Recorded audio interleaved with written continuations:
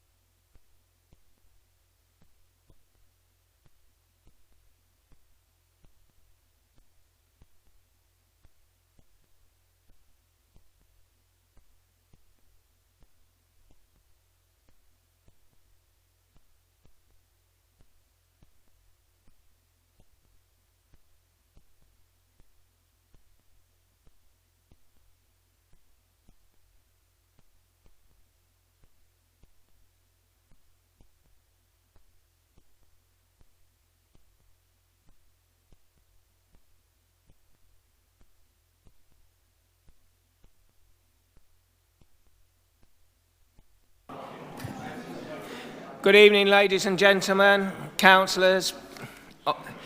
Draw yourselves to order, please. Right, couple of housekeeping notes. No fire drill is planned for this evening as far as I'm aware, so if the alarm goes off, let's assume it is a genuine emergency. Officer from Democratic Services will establish a safe way out of the building and then, hopefully, come back and tell us what it is and we shall all egress. Now, secondly, the council, as some of you will know, broadcasts these proceedings on webcast and records those for posterity and elucidation of the masses.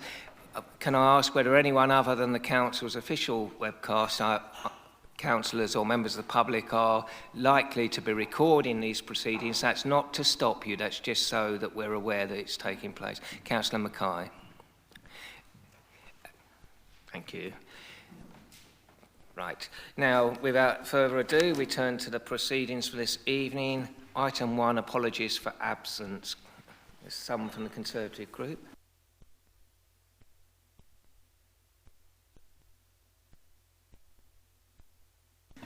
Councillor Round, we'd like to give you a colleague. Thank you, Chairman. We've got apologies from Councillors Bartlett, Perry, Parfitt, Reid and Atkinson. Thank you very much. I think that covers everyone. Notification of substitute members. I see Councillor Mackay for Councillor Atkinson, presumably? Certainly. Any other substitute members? No. Notification of visiting members. Any visiting members? Councillor Mrs. Sams? Yes, speak on item 15, and just to say that I do not feel I've got other significant interest, but transparency and transparency. Right. Councillor Tom Sams? And presumably that declaration applies to you as well, as you live in the same property. Right. Any other visiting members? No. Item 4, items withdrawn from the agenda. I'm not aware of any items being withdrawn, so I intend to take the agenda in full as written. Is that agreed? Thank you. Date of the adjourned meeting. Well, hopefully we won't have an adjourned meeting if people keep to the point, but if we do have one, it will be on the 3rd of October, which is next Thursday. Item 6, any business the Chairman regards as urgent, including the urgent update report as it relates to matters to be considered at this meeting. It's agreed we take the urgent update report. Thank you. Item 7, disclosures by members and officers. Councillor Harwood. Thank you, Chairman. I need to declare that in relation to item 17, Vinters Park Crematorium in Bearsted Road, that I'm a member of Boxley Parish Council, but I've taken no part in any discussion of this application, and I therefore intend to both speak and vote. Thank you. Thank you very much, Councillor Harwood. Any other disclosures, other than the two we've had from visiting members already? Disclosures of lobbying, I will take that with the relevant planning applications when we get to them. Item 9, to consider whether any items should be taken in private because of the possible disclosure of exempt information. At this time, I am not proposing to take any item in part 2 and thus exclude the public. However, in relation to Pilgrims Retreat, there are issues that are not related to planning, and if members of the committee do stray into those or into certain discussions around licences and so on, I will try to redirect members to not discuss those, but if members really do insist, we will have to go into part 2 because that could disclose personal information. Item 10, minutes of the meeting held on the 22nd of August 2019. These have been circulated. Are there any amendments to those minutes? No, in that case, can I assign them as accurate? Thank you. Well, not yet. Item 11, presentation of petitions. Are there any petitions? No. Right.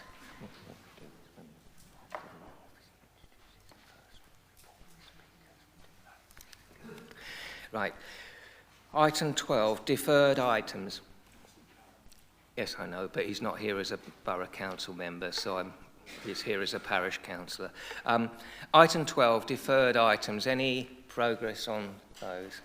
Just a quick update, Chairman. On the first item, 19-500-271, we have received additional information which will go out to consultation very soon. I can't give a date as to actually when it will come back to committee, but I expect that to be reasonably soon.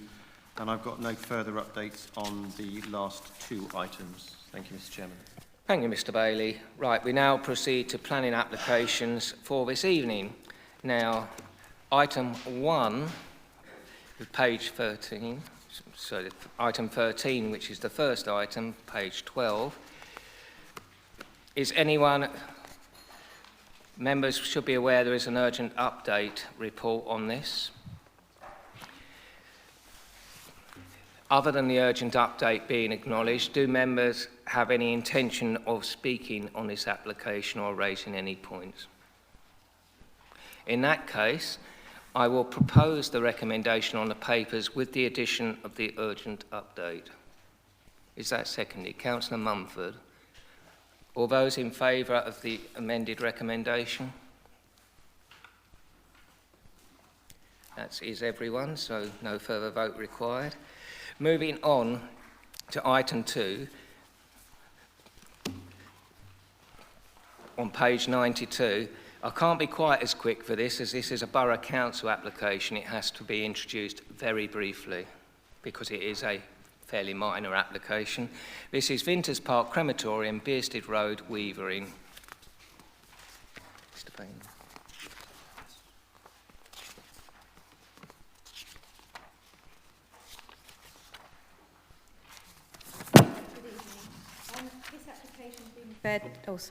Being referred to committee as it is an NBC application. It relates to the alteration of existing space to house cold storage facilities. Planning permission isn't actually required for this part of the proposal.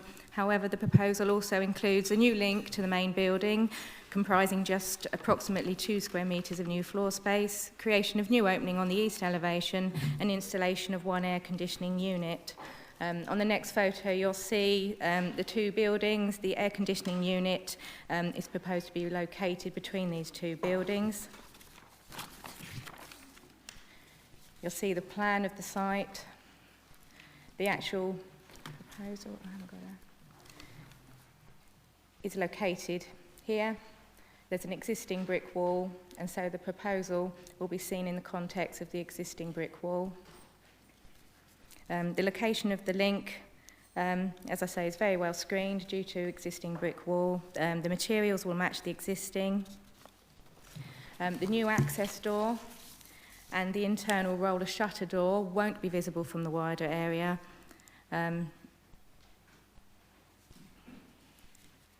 And you can see on this bottom, on the north elevation, again, there is no actual wider visibility. The nearest dwellings are over 230 metres away. The EHO, the Environmental Health Officer, raises no noise objections, and there's been no other objections from any other parties. So it's recommended approval be granted, subject to the standard 3 conditions relating to time, plans and materials. Thank you very much indeed. Are any members wishing to raise any points on this particular application? No?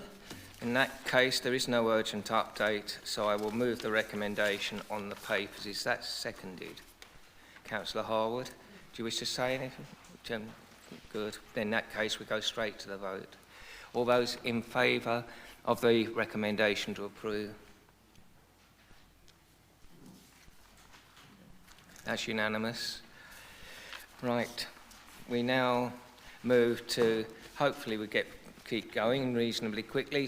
We go to the 3rd item, which is on page 108, 71 Roseley Avenue, Maidstone. Again, there is no urgent update.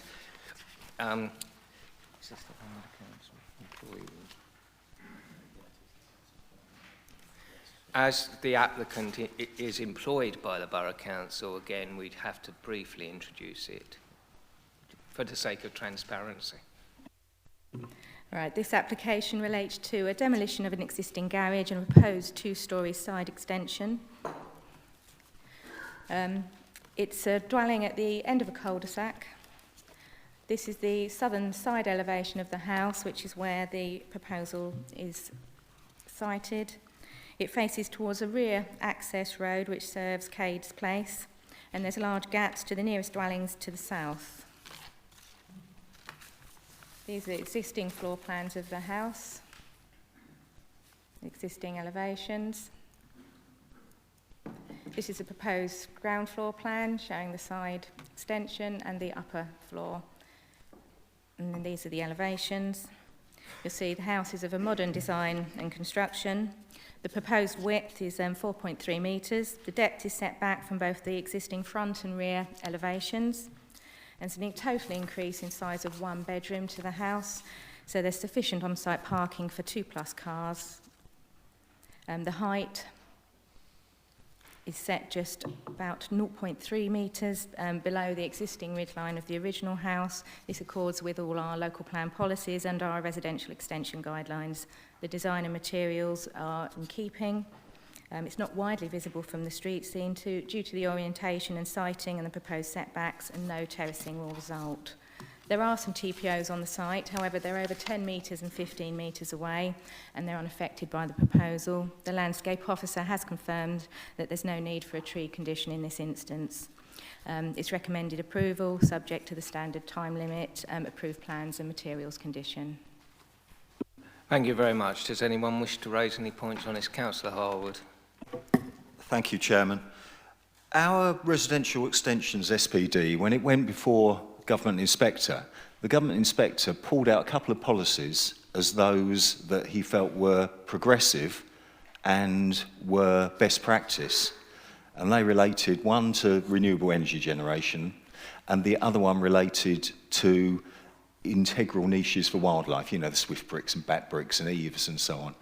I notice that this set of conditions reference neither, and as we know, I think that's indicative of wider malaise, that the only reason this very minor application came before this committee was by the accident of a link to a member of our staff, and yet it picks up the problem that we raise week after week after week.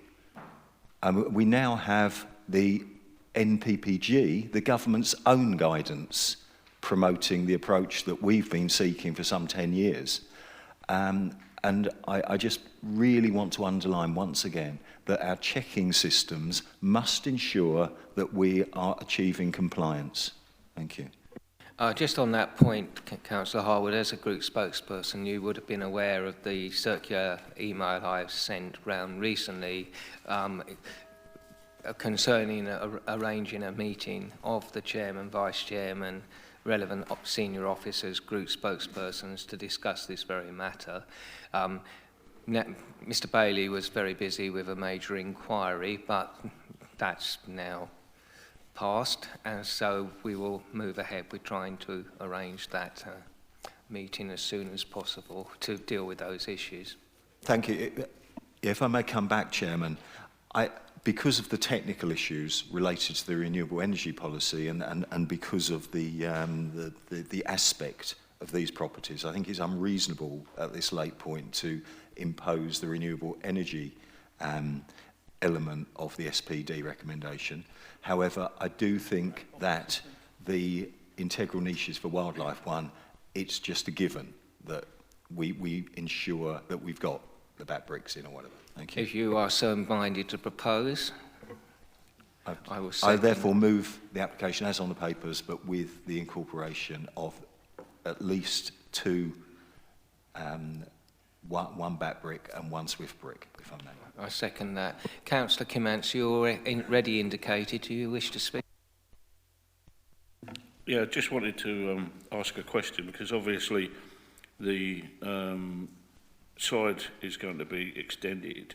I just wondered whether there's going to be a secondary entrance off of Giddy Hall Lane.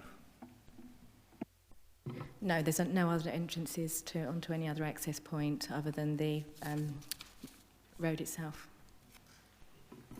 Councillor Mumford, you were waving your microphone. Was that an indication you wish to speak or not? Not at all, but now you've invited me. I've been on this committee for 6 years. The first thing that I put forward was that I was fed up of hearing Councillor Harwood talking about bat bricks and Swifts. And I said, can we please have a standard condition? 6 years later, we are still trying to push it. And I'm still getting fed up of listening to Councillor Harwood talking about Swift bricks. I take your point, and that was the very reason I sent my circular email and why we're having this meeting in the due course to sort it out.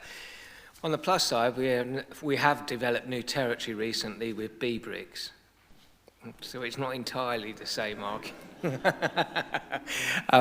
Sorry. Anyway, all those in favour of the amended recommendation?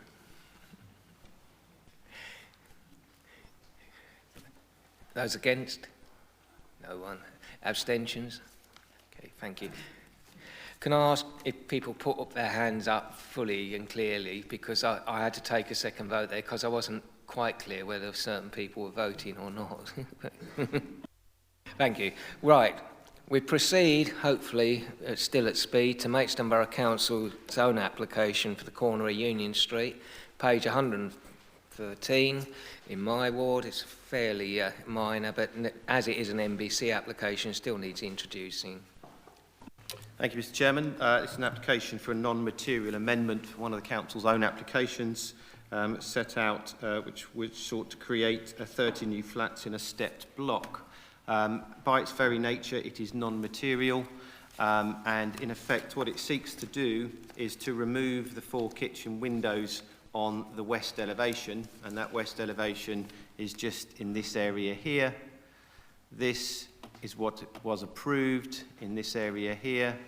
This is what is proposed. They're still effectively creating architectural definition by the bricks being stepped out, but in terms of creating a better internal layout, that's the reasons why it's come forward, that there is justifiable reasons why this application should be approved. And as I said, it is a non-material amendment for some changes, but it doesn't dilute the quality in my view. So the application is recommended for approval. Thank you, Chairman.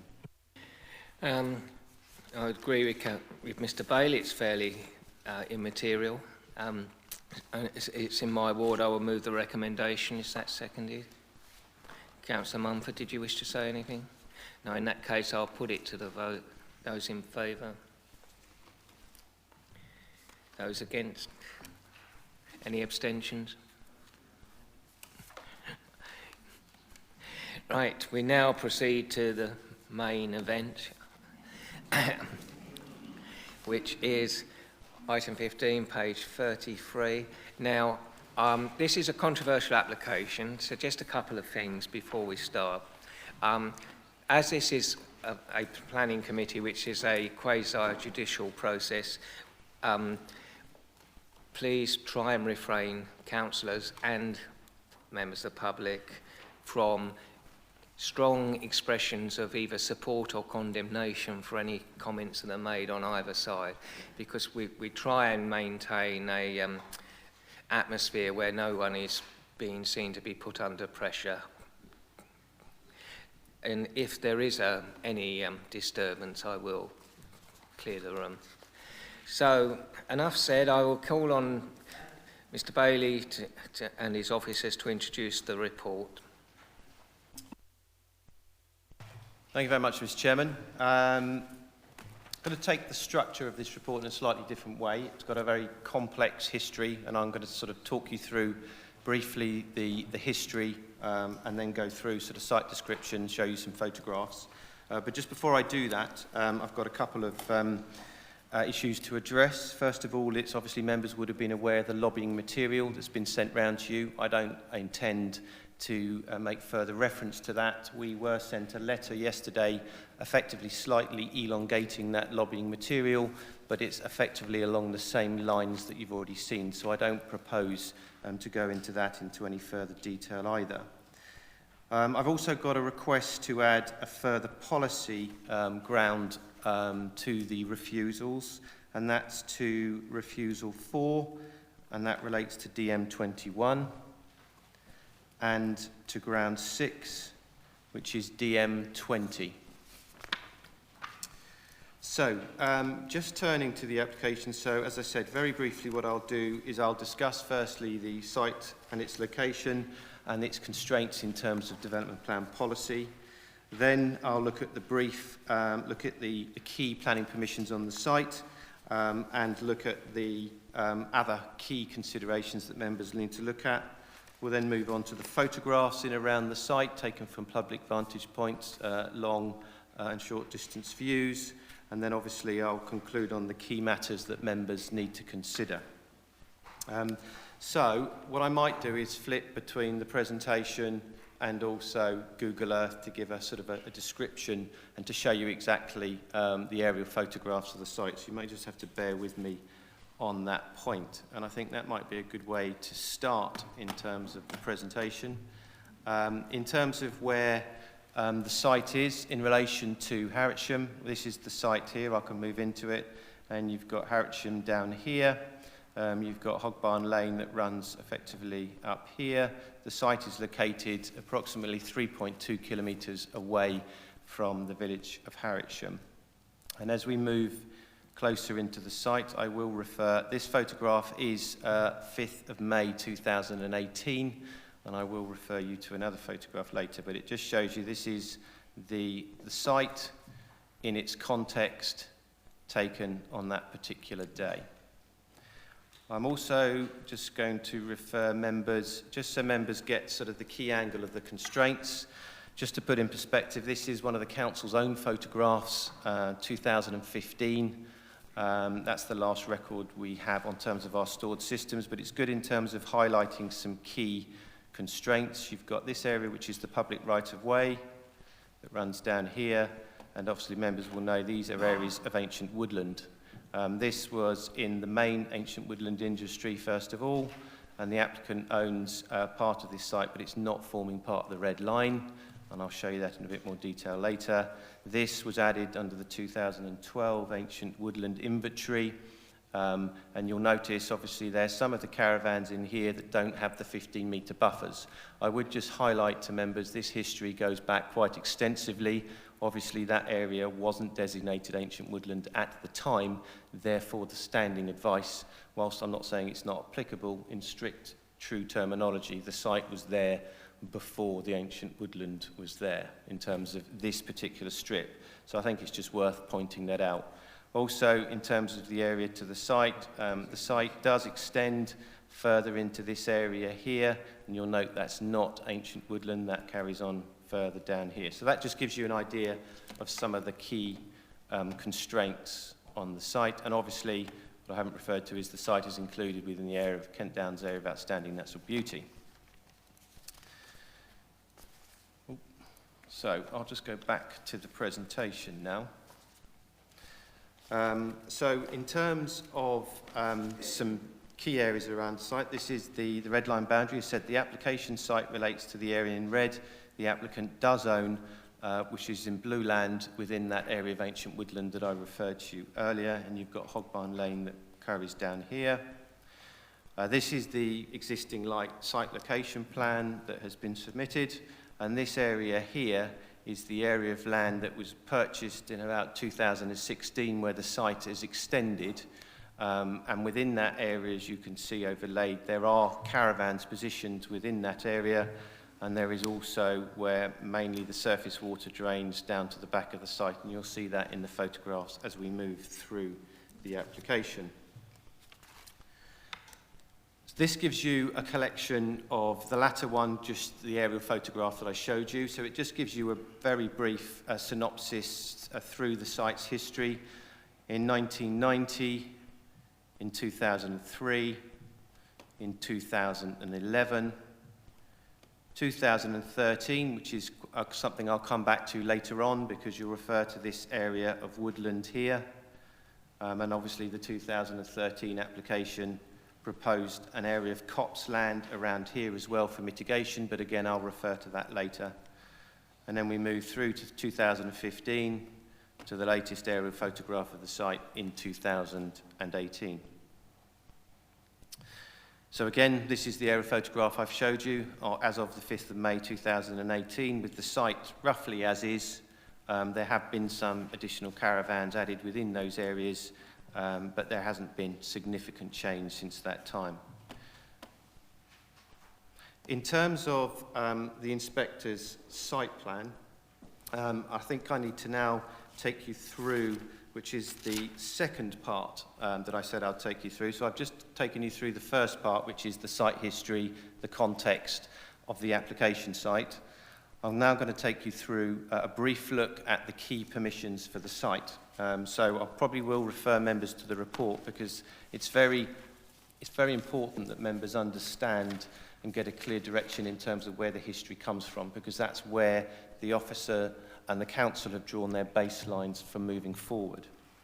So I'm going to start on the page 35. I'm going to work backwards from effectively MA 96 1312.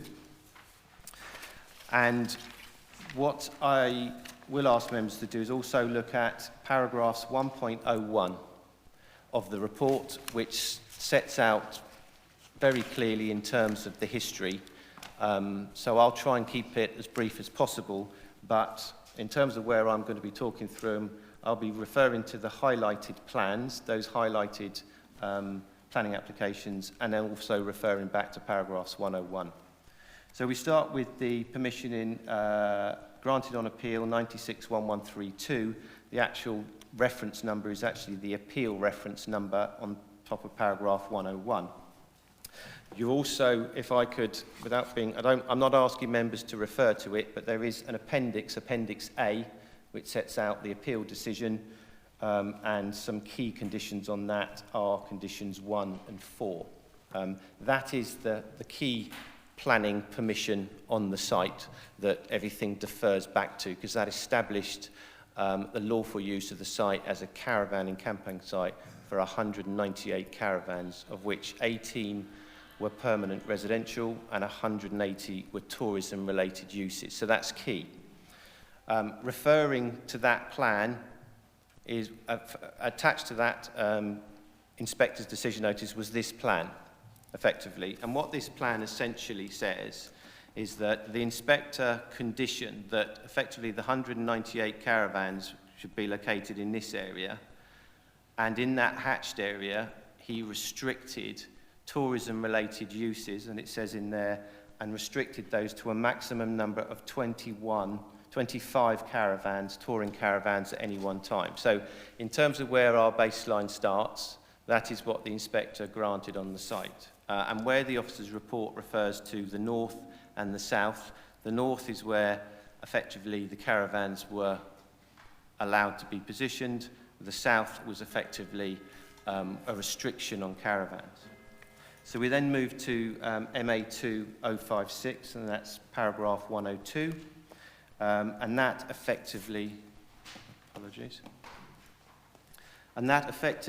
allowed static caravans in the restricted part of that hashed southern area, where only touring caravans were previously allowed. And effectively what that allowed was the stationing of 10 static caravans. And so in terms of where the council's baseline position in terms of the southern part of the site, your officer's view are that only 10 caravans for tourism-related purposes can be stationed in effectively that hatched area. So that is the position established by that permission. We then move on to MA11-2190.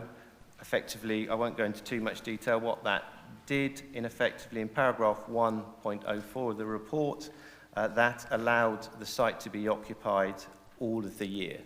Effectively, that was brought around by a change in government guidance and policy.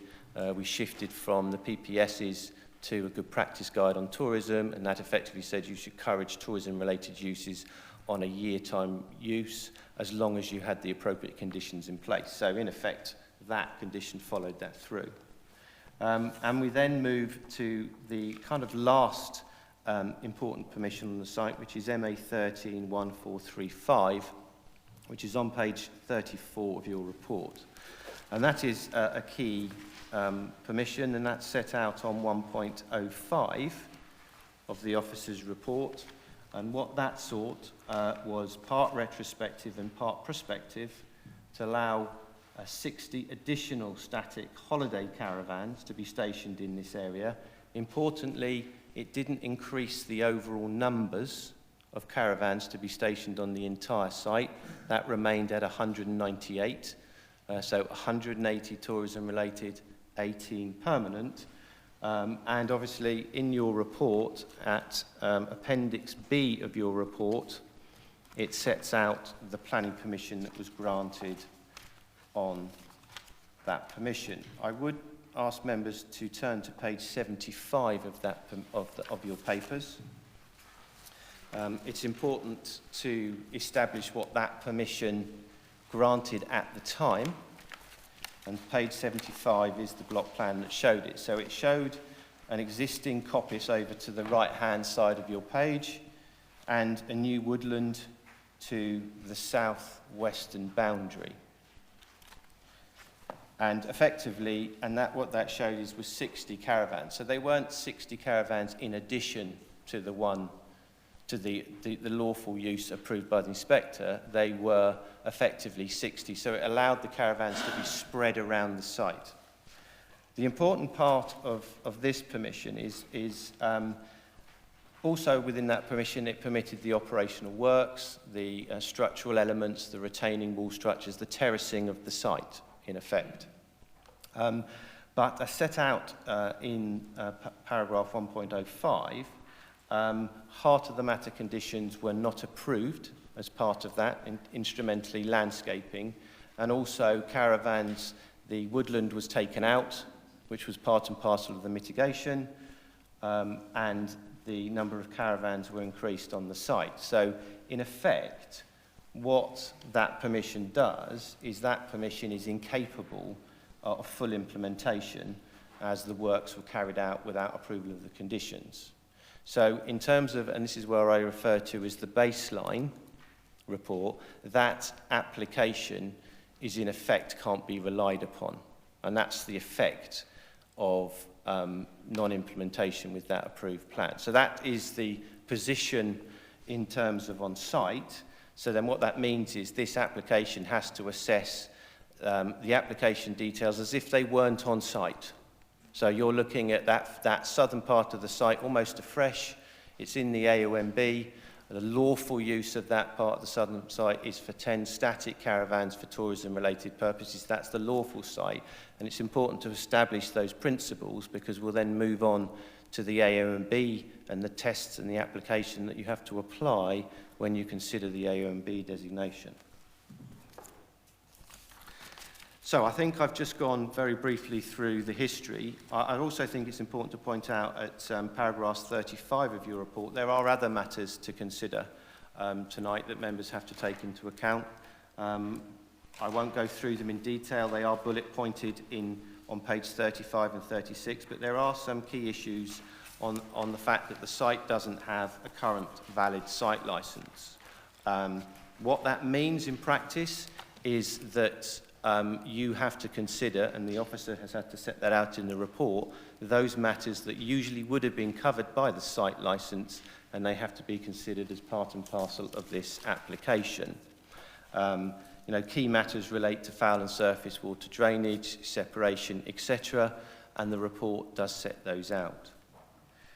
It's also important to set out that obviously this site has been subject to planning contravention notices where we've tried to establish what the activity is going on that site. And at the bottom of page 35, it does say that as a result of these PCNs coming back, we have established that there are about 193 caravans being used on a permanent residential basis, which is unlawful under the terms of the planning permission that I've referred you. So that's the basis that we're working from, and that's what this application seeks to regularise. And so I think it's important at that point to turn around to say what this application is for, and this application is a retrospective application in part for the change of use of the land from a mixed use of holiday units, that's 180 caravans, and residential, which are the full-time 18 caravans, to a residential park home site for full-time residential occupation.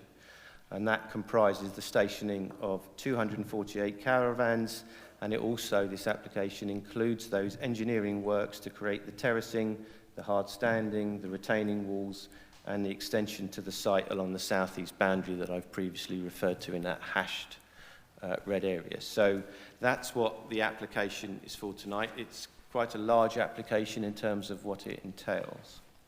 So I'm now going to move on to the third part of my presentation, which is effectively running through the photographs of the site. And in terms of photographs, quite difficult to get context of the site in terms of it is quite an extensive site. It is in the downs on rolling countryside, and by its nature, terraces have been cut into that hillside on approximately about 4 levels. So I'll take you through those photographs. This area is outside, so effectively the application site stops here. and this area is on land. The owner lives directly to the east of the site, so the application site actually sort of comes down here, and then this is the boundary of the application site, and you've got the caravans here. So effectively this is starting to move into that southern part of that site, which I referred to you in that plan. So these aren't structural retaining walls here. So this is looking at the rear of caravans of Castle Drive. So this is looking eastwards from Castle Drive. This is looking towards, as I said, towards the southern part of the site. So it's along Castle Drive here, and then you begin to see how the terracing form is created.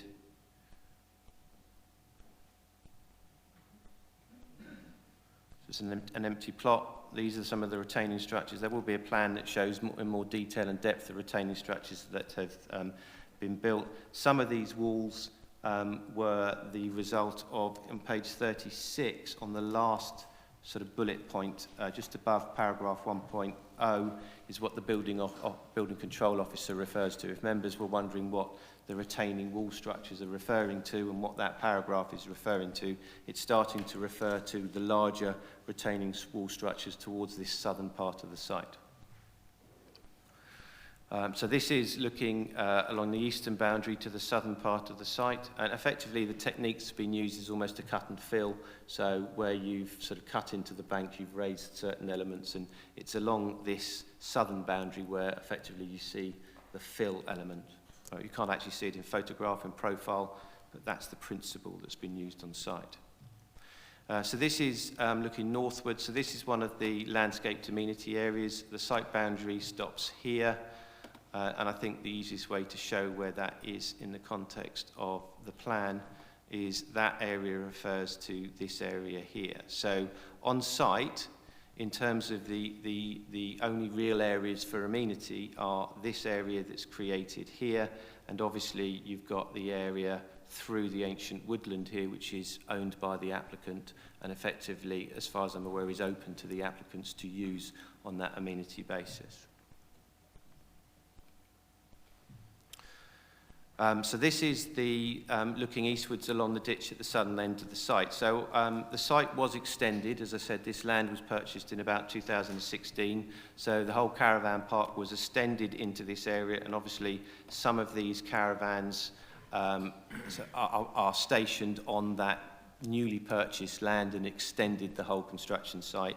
And a lot of my understanding is the surface water drainage effectively runs down, pipework runs down into this ditch, and then that's discharged away.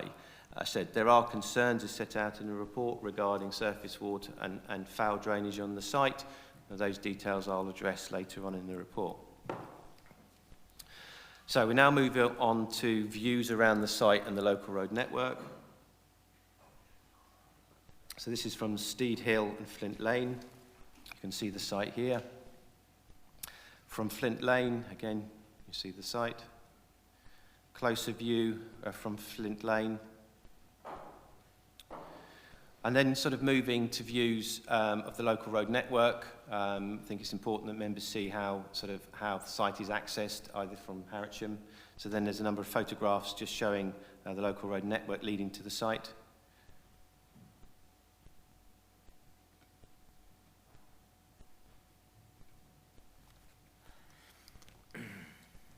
And this is sort of approaching the site. The site entrance is just over onto the right-hand side here. And this area is the designated area of ancient woodland that I showed you on those previous photographs. And this is looking back in the opposite direction. So this is effectively, you've left the site, you've effectively turned left, and you're heading back towards Harwich. Of the local road network, as I said, Kent Highways have raised an objection to the application. And some of the key concerns that Kent Highways have raised, which I'll come on to later, have been the issue of the unsustainable location and the concerns that they've raised around the unsustainability location of the site and the fact that a travel plan won't mitigate that. It won't have any effect on that basis. So we now turn to the views from the public right-of-way. I did show you that previous photograph which showed the public right-of-way. And effectively where that public right-of-way comes is it kind of meanders just down here, and then comes along here. So that's looking across to the brow of the hill towards Pilgrims Retreat. And likewise, again, from that public footpath, this is the view that you see towards the terrace. Sorry, towards the terraced land. Moving to the site layout. So this is the site layout as submitted for the application. Again, refer to the ancient woodland, Hog Barn Lane here. This is the clubhouse area you've got here. The land that was recently purchased with the additional caravan stationed on the site. And this is an indicative landscape plan that was submitted to accompany the application. As I said, the species that are set out are indicative. There is limited scope to include landscaping on the site. As you can see, it's 248 caravans are proposed on that site, so there is limited opportunity, but obviously there is opportunity that's been put forward by this application to help screen and to help mitigate the impact of the development on the AONB.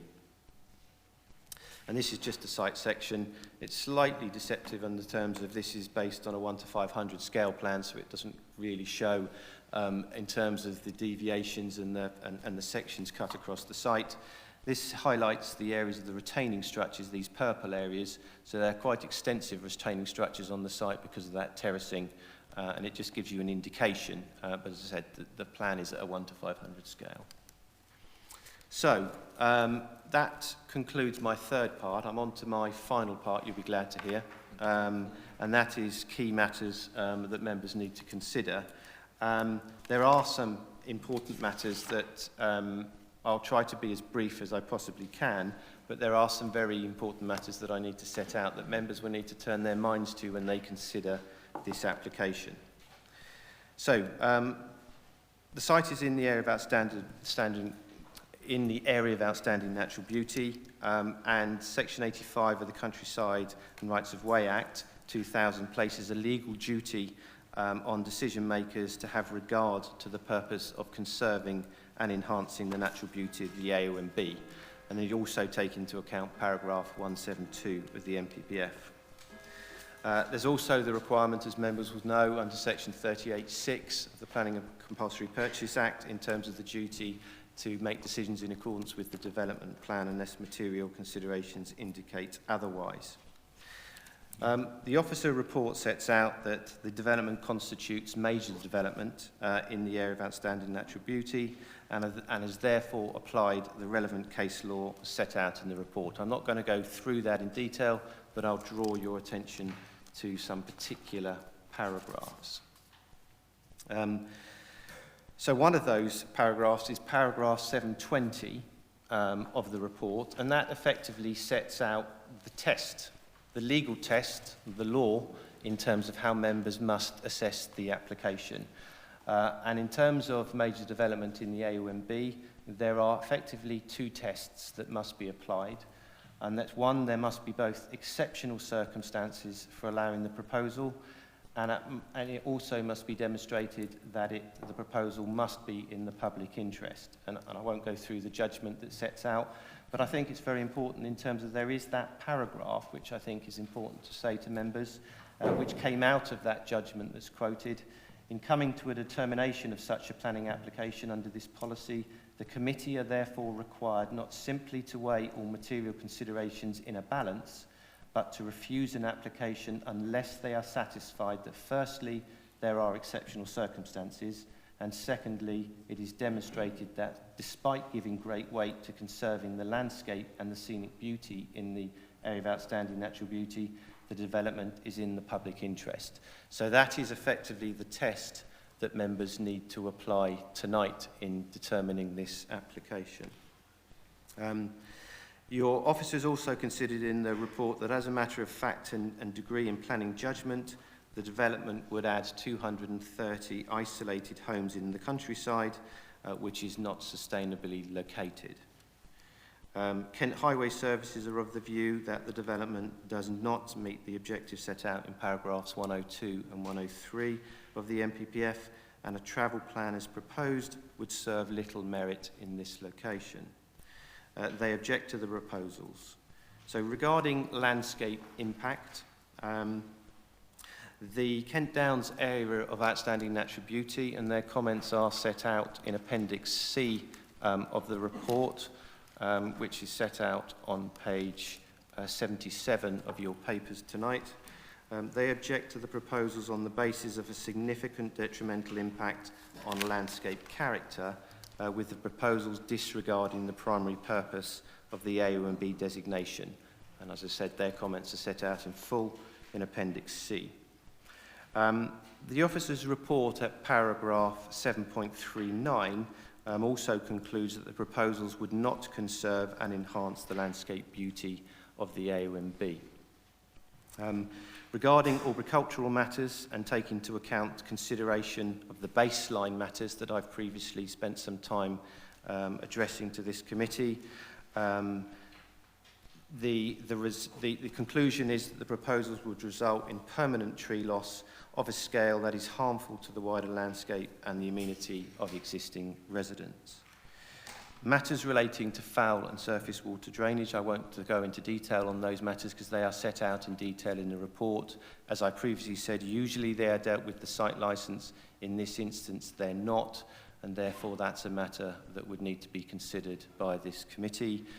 There are grounds of refusal on the lack of, those matters have not been addressed through this application, and they are set out in the officer's report.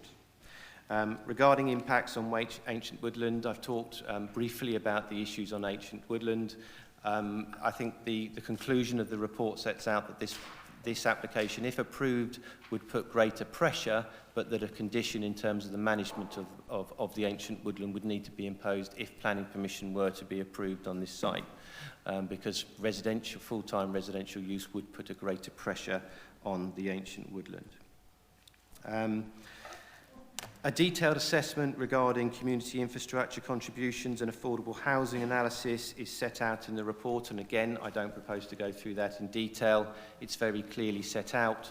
What hasn't been reached is an agreement in terms of the overall contributions, and all I can add on that particular point is there is no Section 106 accompanying the application to address those points. The report also has assessed the human rights and the public sector equality duty, and that is set out in detail into the report.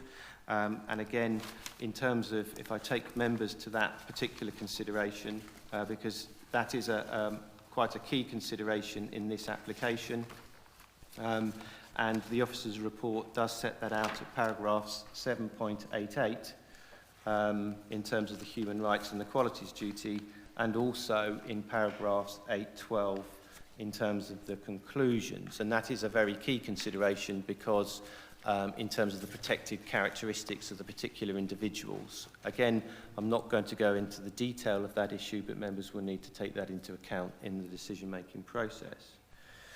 And then finally, members, in terms of my conclusion, in terms of the assessment that members need to make, I would draw attention to paragraphs 8.13, and I think it's important that I do set that out in verbatim, in fact, because that is a key conclusion at the end of considering all these other matters in terms of the statutory duty.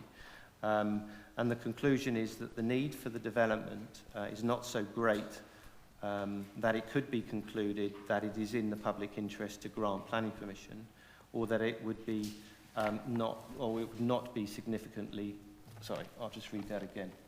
In terms of the assessment referred to in paragraph 172 of the MPPF, the need for the development is not so great that it could be concluded that it is in the public interest to grant it, or that it would be particularly exceptional.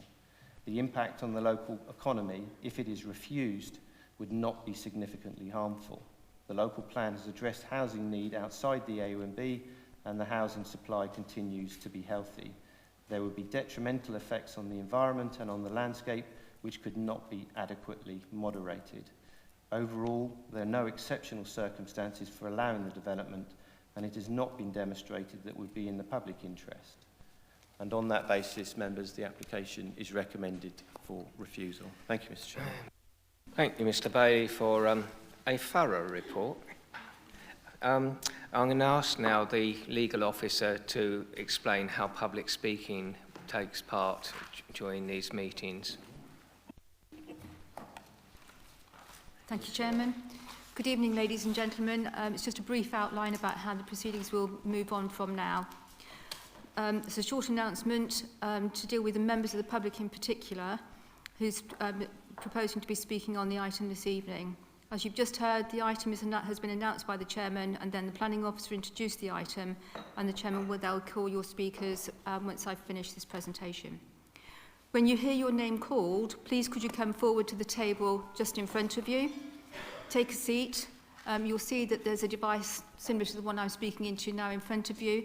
If you press the middle button, you do not need to hold it down, and the button will turn green, and the ring around the mouthpiece on the microphone will turn red. You will then have 3 minutes to speak, and you'll see your time counting down on the screen in the corner just to my right on your left. At the end of the 3 minutes, the Chairman will inform you when your time is up. Once you have finished speaking, please could you press the middle button again, it will turn white and return to your seat. If there are visiting members, of which there are 2 tonight, you may hear some of the speakers referred to as visiting members. These are members of the Council, but they do not sit on this committee. Excuse me. Excuse me for a moment.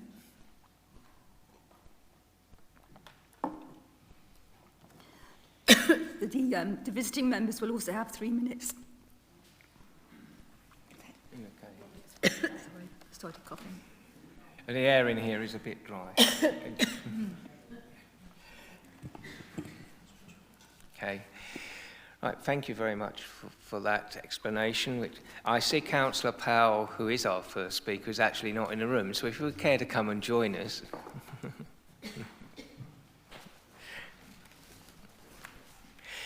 Councillor Powell, you're here as a member of Harwich Parish Council this evening, wearing your other hats, so nice to see you. You know the procedure. Yeah, thank you, Mr. Chair. A man of many hats, as they call me. Okay, firstly, the Parish Council has every sympathy for residents who have bought their homes in good faith and now find themselves in a very precarious position. As members will be aware, there have been untold breaches of planning permission on this site since its inception. The applicant has marketed the caravans as having permanent residency, which is not the case. Pilgrims Retreat has seen a 1,205% increase in residents due to the total failure of the planning system in this case. It is in the AONB, and an aerial view shows it is a scar on the landscape that can be viewed for miles. Whether councillors approve or refuse this application, we request that the very serious drainage issues be addressed, both current and to mitigate any future problems due to the high number of dwellings on the site. The previous engineering works in the form of terracing at the southern end of the site, which collapsed, narrowly avoiding serious injury to surrounding residents and their properties. It requires full safety inspection to be completed, in spite of the fact that the works fall outside the Building Act of 1984. We request that an exception is made for building control to oversee investigating the remedial engineering works as a matter of urgency. The site needs to be inspected to ensure that there are no hidden bases, and any unauthorised through previous applications must be removed immediately, with the areas being reinstated and property landscaped with suitable planting. We also request that visitor parking spaces currently containing bases be reinstated. Where ancient woodland has been destroyed, we ask that the Forestry Commission be requested to oversee suitable reinstatement of substantial trees, not the saplings, and that a permanent injunction is put in place to protect both the remainder of this woodland and the AONB from further destruction. Finally, if councillors are minded to approve this application, the Parish Council requests the following: that retrospective Section 106 or SIL payments be made by the applicant from occupation, that precepts funding be directed to the Parish Council retrospectively for the time that the occupants have been living on the site full time and paying council tax to Maidstone Borough Council, and the number of dwellings now on the site be included in the housing numbers allocated for Harwich. Thank you very much, members. Thank you very much, Councillor Powell. It's an interesting one, isn't it? Mr. Coulson, I think, if I've pronounced that wrongly, I apologise for the applicant.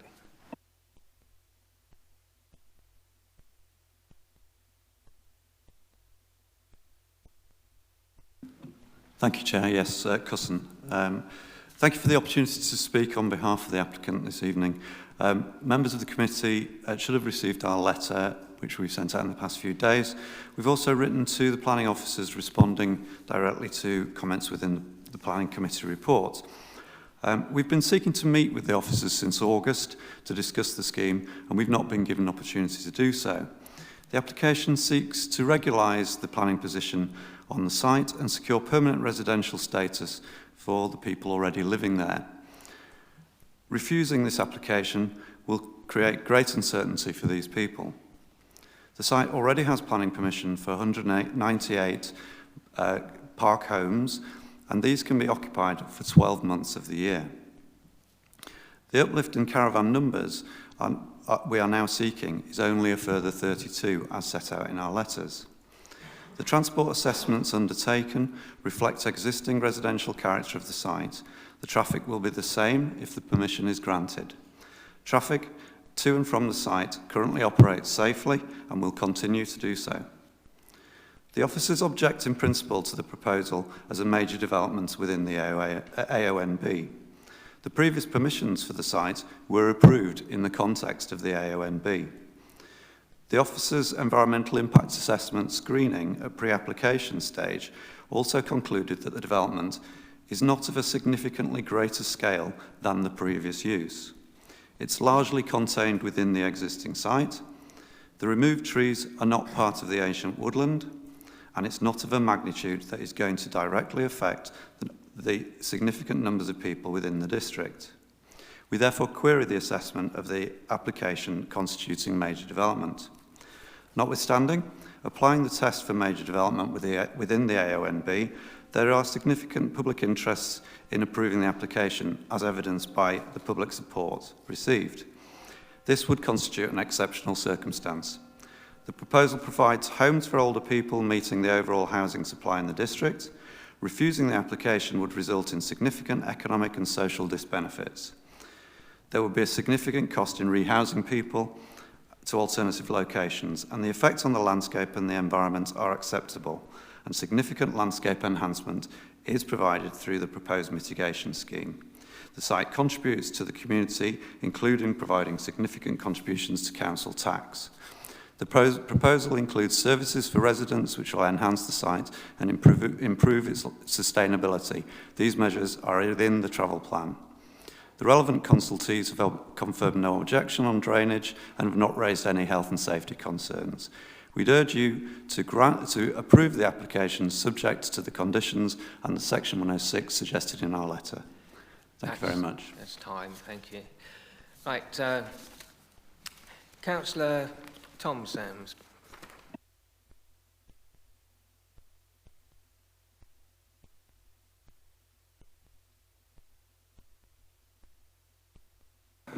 Good evening, members. I'm reading out a statement from the Residents Association, and afterwards I shall be leaving for the reason I said earlier.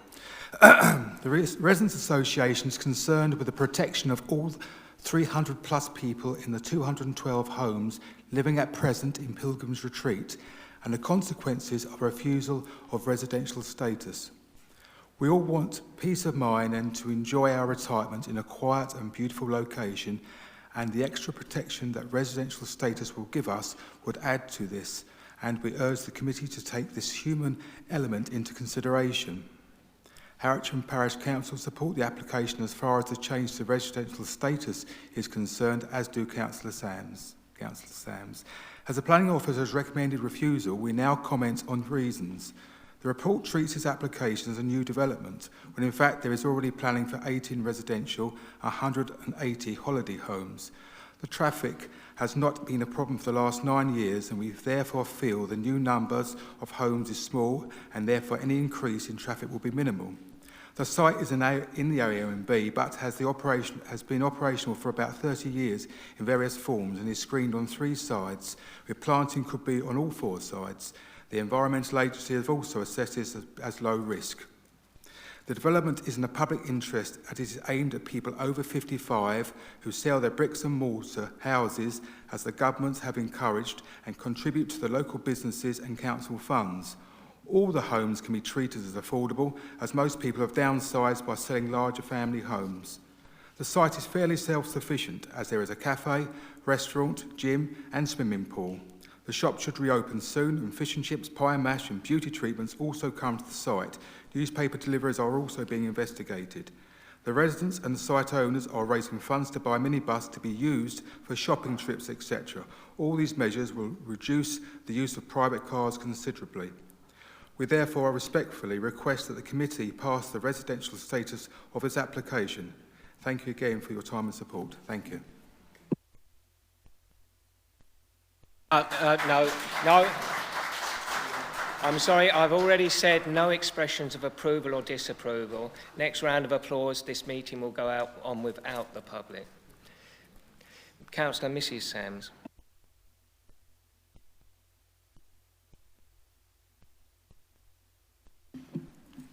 Good evening, members. This is a difficult and complicated application, as you know, and that there are many parts that could have been included by the applicant. These perhaps can be dealt with by conditions, landscaping, drainage, the 106 that's been talked about, screening, landscaping. However, the overriding issue here tonight is the human rights of those who live there.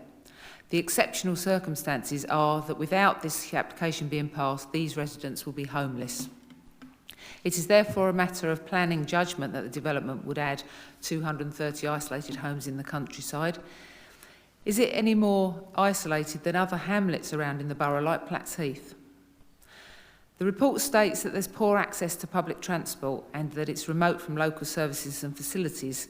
Again, no different to many other hamlets. This development is more sustainable than some of our rural areas, having a shop, a cafe, a swimming pool, etc. We're all well aware that unauthorised work has occurred and that trees have been removed wholesale. And we're all well briefed on where the site is and the landscape around it. The report states there must be exceptional circumstances for allowing the proposal, and it must be demonstrated that the proposal is in the public interest. The siting of these park homes is retrospective. This site is already home for many, many people who have sold their previous homes on the understanding, wrongly, yes, nevertheless, that they believed that they could live there on a residential basis.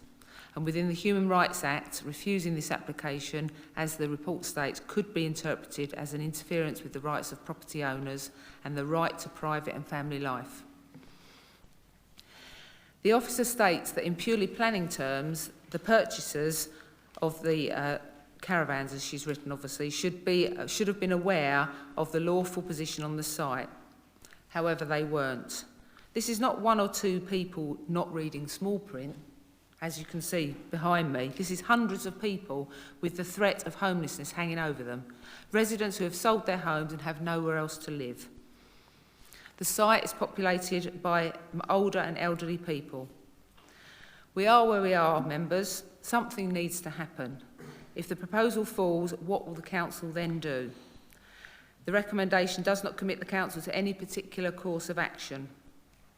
But let's be certain, people need to be taken into account, along with the significance of tonight's decision and how it affects people's lives. I ask that the application is approved. Thank you.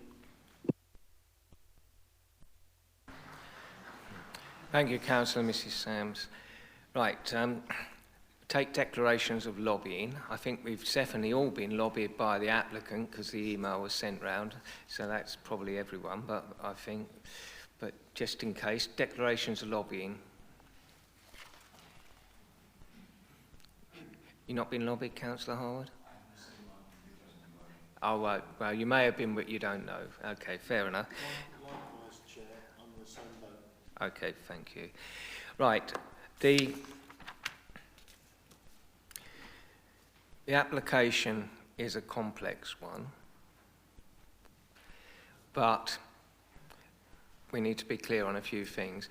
Harwich Parish Council, quite rightly, in some ways, drew attention to a number of issues, but not all of those issues were related to the planning application. Questions of enforcement, questions of what the council does in relation to building control, important though they are not something we need to consider today or even can consider because they're not planning issues. Likewise, we are not considering what course of action the council does in relation to anything. We are, however, considering a planning application. That and that alone. So, without further ado, I will ask whether there is anyone wishing to speak on this application at this point. Councillor Round. Can I start and get a bit more clarity? I could go on at length. There's no denying that, quite frankly, what we have here in front of us is something of a calamity in terms of planning terms. I still need to know a bit more information, and I'm sure that that information is around this table at the moment, but I'd like some perspective in greater detail about the access and road and highways implications of the site. Thank you. Sorry, Brendan, didn't see you around there hiding in an unusual place. Over to you, Mr. Wright. Thank you, Chairman. The Highway Authority has raised has raised a number of concerns in relation to this application. The first of those is the location of the site, in the sense that it's remote from many of the local facilities and services that residents would need to access on a day-to-day basis. That location also serves to limit the opportunities for sustainable means of travel, namely walking, cycling and public transport use. Another principal concern was the inadequacy of the transport assessment submitted in support of the application. That did not clearly demonstrate the impact that the development has on the local highway network. Now, pertinently, the roads in the immediate vicinity of the site are narrow, single-width country lanes with no footways.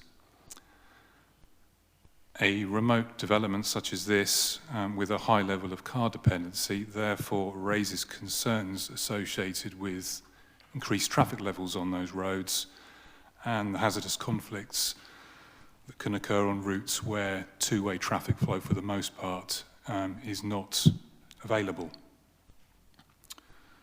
Reference has been made to the travel plan, but that does not contain meaningful interventions that will overcome the characteristics of the site and the lack of opportunities for non-car travel. So, all things considered, the Highway Authority has raised objections to this planning application on the basis that it is contrary to paragraphs 102 and 103 of the National Planning Policy Framework. Thank you. Thank you, Mr. Wright. Does that answer your query, Councillor Round? Thank you, Mr. Wright. Thank you, Chair. I have further issues to raise, but perhaps other members will want to continue in the meantime, and I'll contribute at a later point. Well, Councillor Harwood. Thank you, Chairman. I mean, this is a site which I think we all know very well from certainly the very long planning history.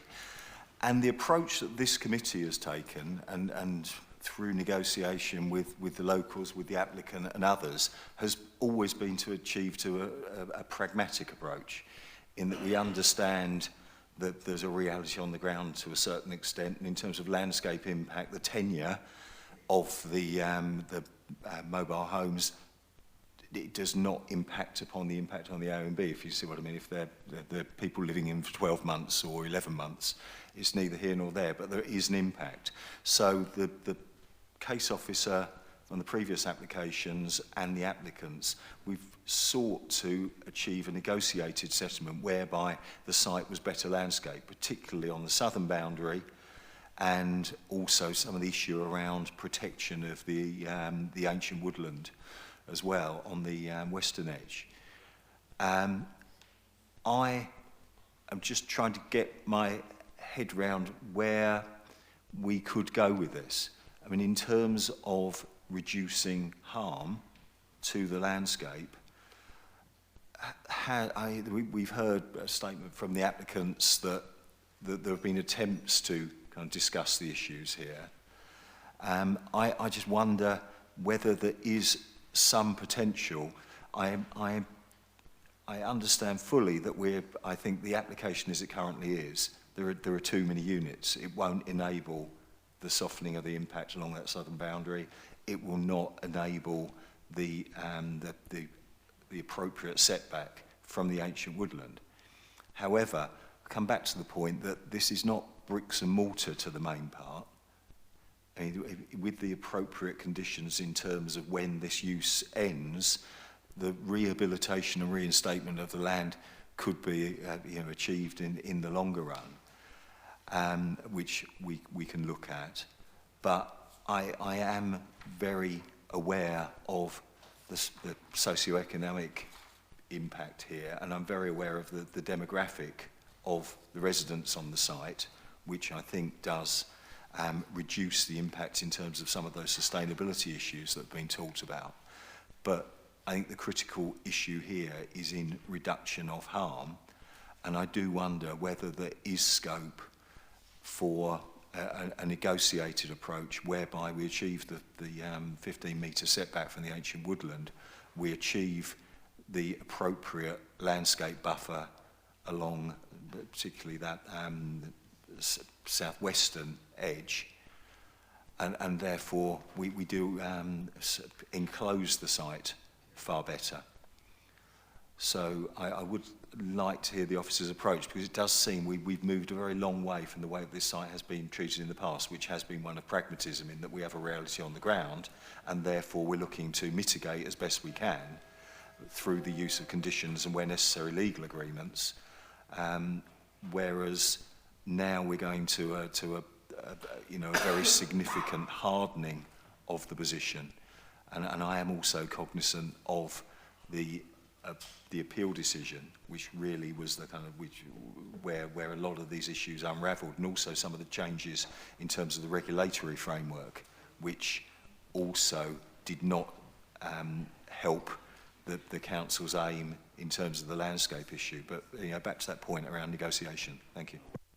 Well, I wasn't going to come back yet, but I am going to now. It may or may not be possible to achieve a satisfactory planning application, but this is so far from what a satisfactory planning application would be that my personal view is that negotiation would not be the way forward. And to achieve a satisfactory application here, it would need to be so different that it essentially is another application. It's not defer for some changes. It would need massive reconsideration. So I'm not saying that no application could be successful here, but I'm saying this is so far away from what would be a satisfactory application that approving it tonight would certainly be dangerous, because we would need huge numbers of conditions. There is no Section 106 contributions been assessed. There's been no proper transport, ecology, drainage work, you name it. So I personally feel that this application, we can't defer it and just discuss it and make some changes and renegotiate. I think it has to be turned down and a new application. If it comes forward and satisfactory, then we're judging it. Every application has to be judged on its merits. But this is a shockingly bad application, and I could not, in conscience, support it. Leaving that aside, we can argue about the process of how we got here, but we would be opening the door, because of various things that have happened, to this happening again and again and again. I'm aware of similar issues in Mr. Bailey's previous employer's authority, Shepway, where a similar issue, Shepway Council, now Folkestone and Hive, of course. And we've got to be very careful about what we do and don't do. That is not to say a solution could not be arrived at, but it is so far away from where we are now that I could not in conscience approve this or defer for negotiation. It's so far away from it. Did you want to come back now, Mark, Councillor? I don't want to get in the way of other people who did want to speak, but I mean, we have, first and foremost, in my opinion, a very thorough and very good report here. So I'd like to congratulate the officers responsible for this, because it does set out some very clear reasons for the recommendation, and they are very well substantiated. But I will take a particular personal view, and that is, normally, I would welcome the opportunity for good housing projects for those over 55 and those that include chalet park homes. And in small sizes, in nice chunks, in the right place, with the right sort of landscaping, I would find them perfectly acceptable. But this I find totally abhorrent. I mean, I've tried to expand my picture on it on Google considerably, and no matter how big I see it, it's still bigger than about half the size of Harwich in total. It is a real blot on the landscape, and I can understand why the actual recommendations from the ANOB themselves have actually gone into several pages, because they make absolute sense to me. But one of the things I will be very much more personal about, as much as I like a proposal that would be smaller in nice landscape, this is about enforcement as well. And as this committee will know, I will always stick my neck out when it comes to enforcement. There have been major contraventions of planning here, and this is the time when the enforcement team and other officers have been particularly active. Admittedly, they could have been a bit more proactive a bit sooner. But, having said that, this is where we are. And I'm afraid that having got an inspector's bit of evidence gathered here as well, I think we've actually got very good rationale to support our enforcement team, who've done an incredible job here. And ultimately, there will be consequences, obviously, but we need to be working them out, but that's not a planning committee decision. What we have to do here is actually, in my opinion, accept these recommendations, despite the hardship and the soul that goes with it, and continue to enforce what we believe to be right in planning terms. Thank you. Thank you, Councillor Round. Any further speeches? Councillor Spooner. Thank you, Mr. Chairman. I think, first of all, we need to really appreciate the fact that we are a planning committee. We make decisions on planning applications. Is everybody hearing me? Yeah. Okay. And as previous speakers have said, this site is a this site is a blot on the landscape. It was only granted permission on appeal by the inspector because it was going to be holiday homes. That has been quite clear throughout all the permissions that have been granted. There are conditions applied which restrict it to purely holiday homes.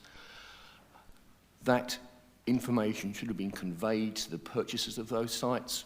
Whether it was or not, I don't know. Whether they were misled by the vendor or whether they were improperly advised by the purchasing solicitors or conveyancers, I don't know. But the fact of the matter is, legally, there are enforceable conditions on that site. And I haven't heard any reason this evening why we should rescind them at all. And I'm very happy to second the motion put forward by Councillor Round, that we support the recommendations on the report. Thank you, Mr. Chairman. Round actually formally proposed anything yet, are you? He is now. Right. Right, Councillor Mumford.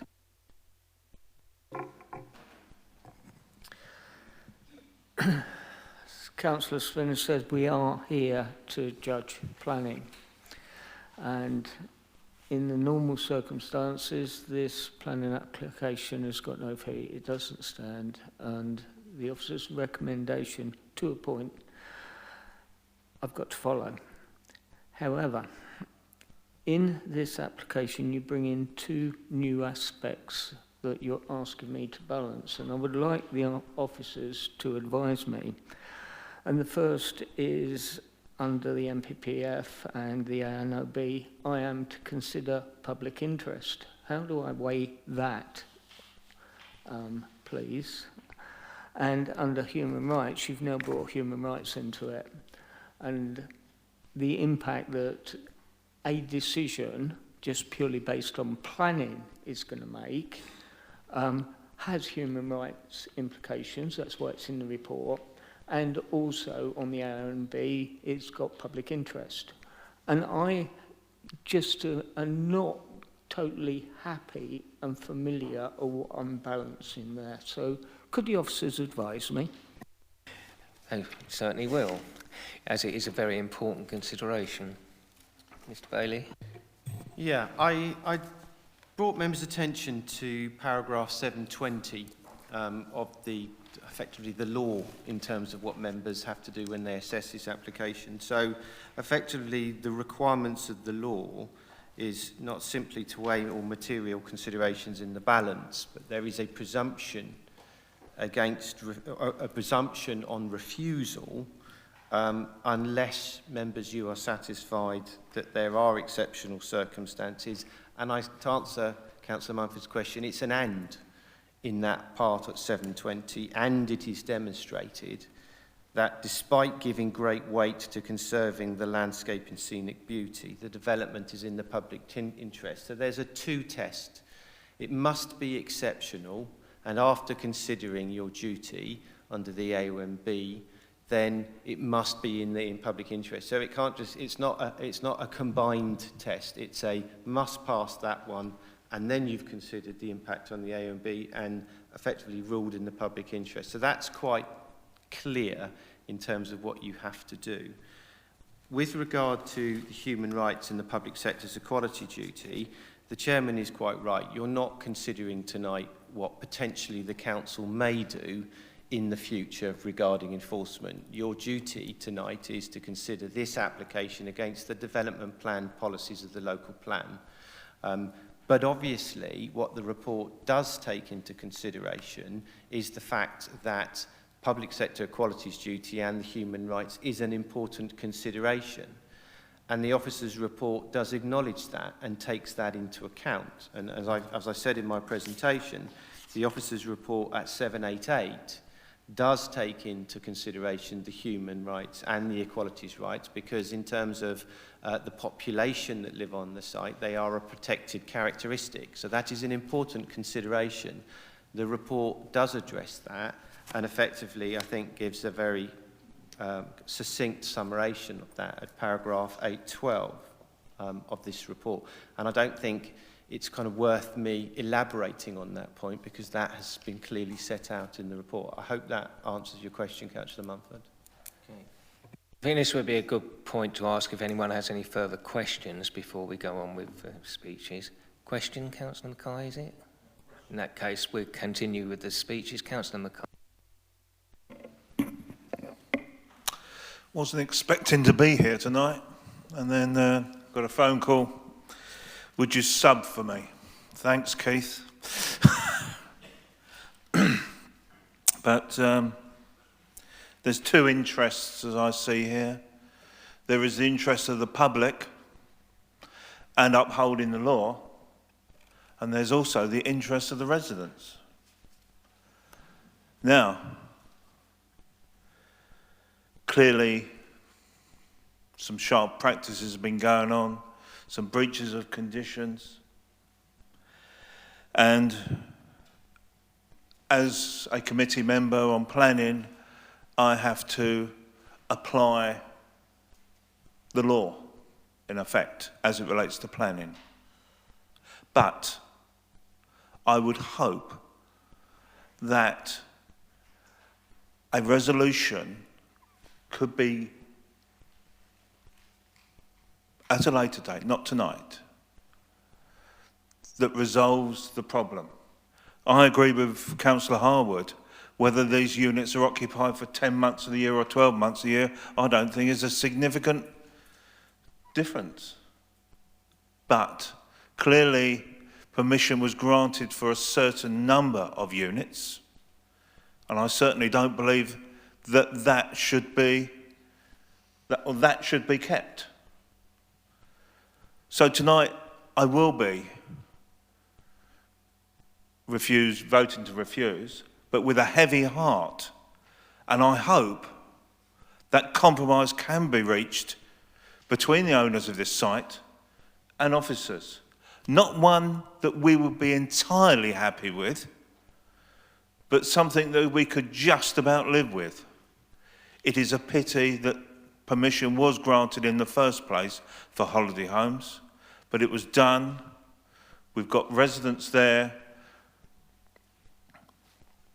We've got to accept, to a degree, the realities of where we are.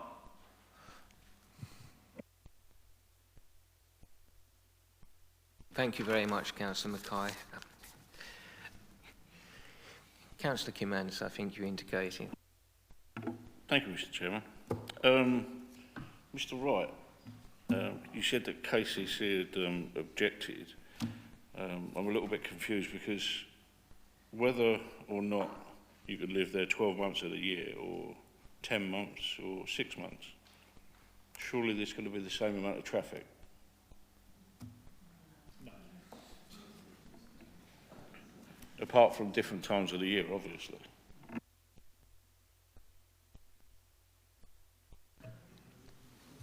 Not necessarily.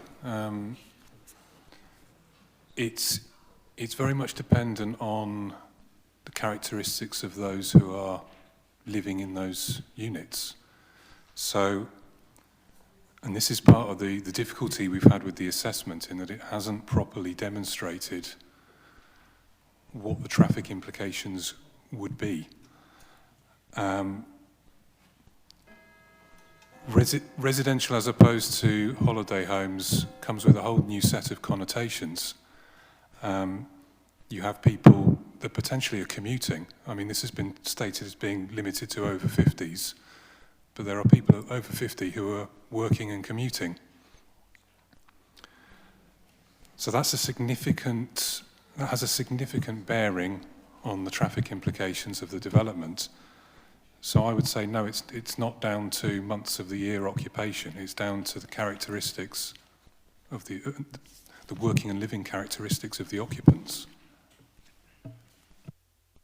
I think that's a fairly long way of saying that because we don't have an assessment, we simply don't know, and which is one of the reasons I said that this application, one of many reasons I said this application is flawed, because a lot of what the information would be in a normal application just is not here. Any other speakers who haven't spoken yet? Or, well, you can come back, Councillor Mumford, as no one wanted to indicate for the first time. So. Yeah, my last bit was a question, so I could determine where I was. I'm looking at that site. I have to look at the application in front of me, and the application is missing some elements that I would normally expect to see. I'm looking at what Councillor Harwood is saying, a negotiated compromise. What we would be looking at on a fresh application would require far more room than what we are being allowed on this application. So I don't see a way forward of negotiation. I need to look at a new application. So I think that indicates where I am. I think, yes, very succinctly put. Anyone wishing to speak? Otherwise, I'm going to move on to a determination. No, in that case, it has been proposed and seconded that the application be refused for the reasons set out in the papers. All those in favour?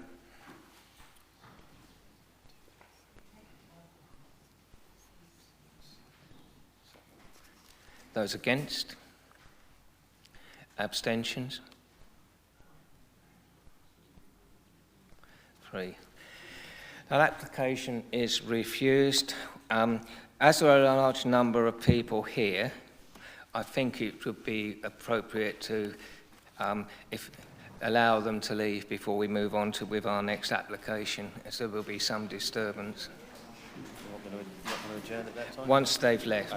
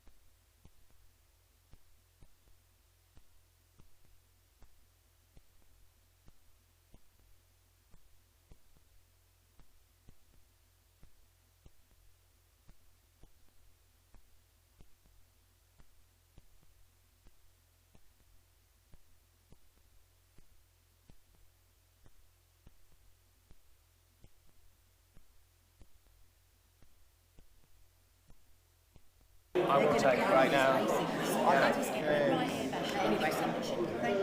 Sorry, what? Ladies and gentlemen, we will now take a 15-minute recess now that the public are cleared and come back later.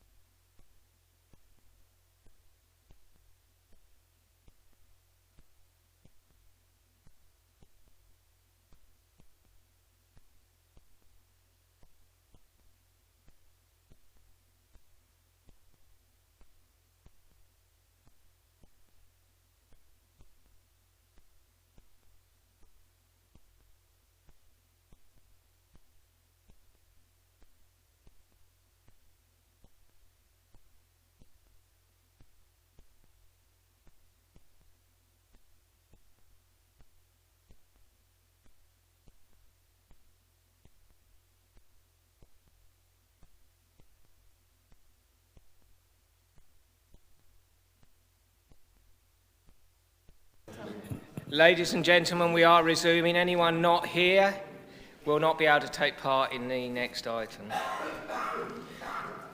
Are you okay, Councillor Pell? Thank you. I think that's the right one. Right, we move on to item 16, page 83, 1 Reginald Road, Maidstone.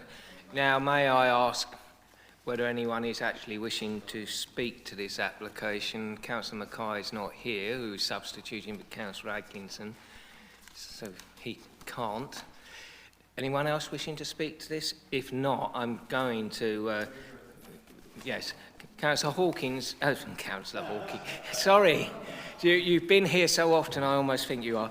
Mr Hawkins, you've heard that members are not minded to discuss the application. Do you waive your right? Thank you. In that case, can I take any declarations of lobbying on this application? Oh, you can't yet. Not until we finish this application, Councillor Mackay. We started it, so you can't. Right. Any declarations of lobbying? I can take the declaration of lobbying from you if you have been. We're on Reginald Road. No. There is an urgent update to which I direct members' attention. It doesn't change the recommendation on the papers. The recommendation has been moved. I will second the recommendation. Those in favour, please indicate. Thank you very much. That is unanimous. All in favour? Sorry? Sorry? Councillor Mackay cannot vote. He entered late. Thanks for that. Sorry.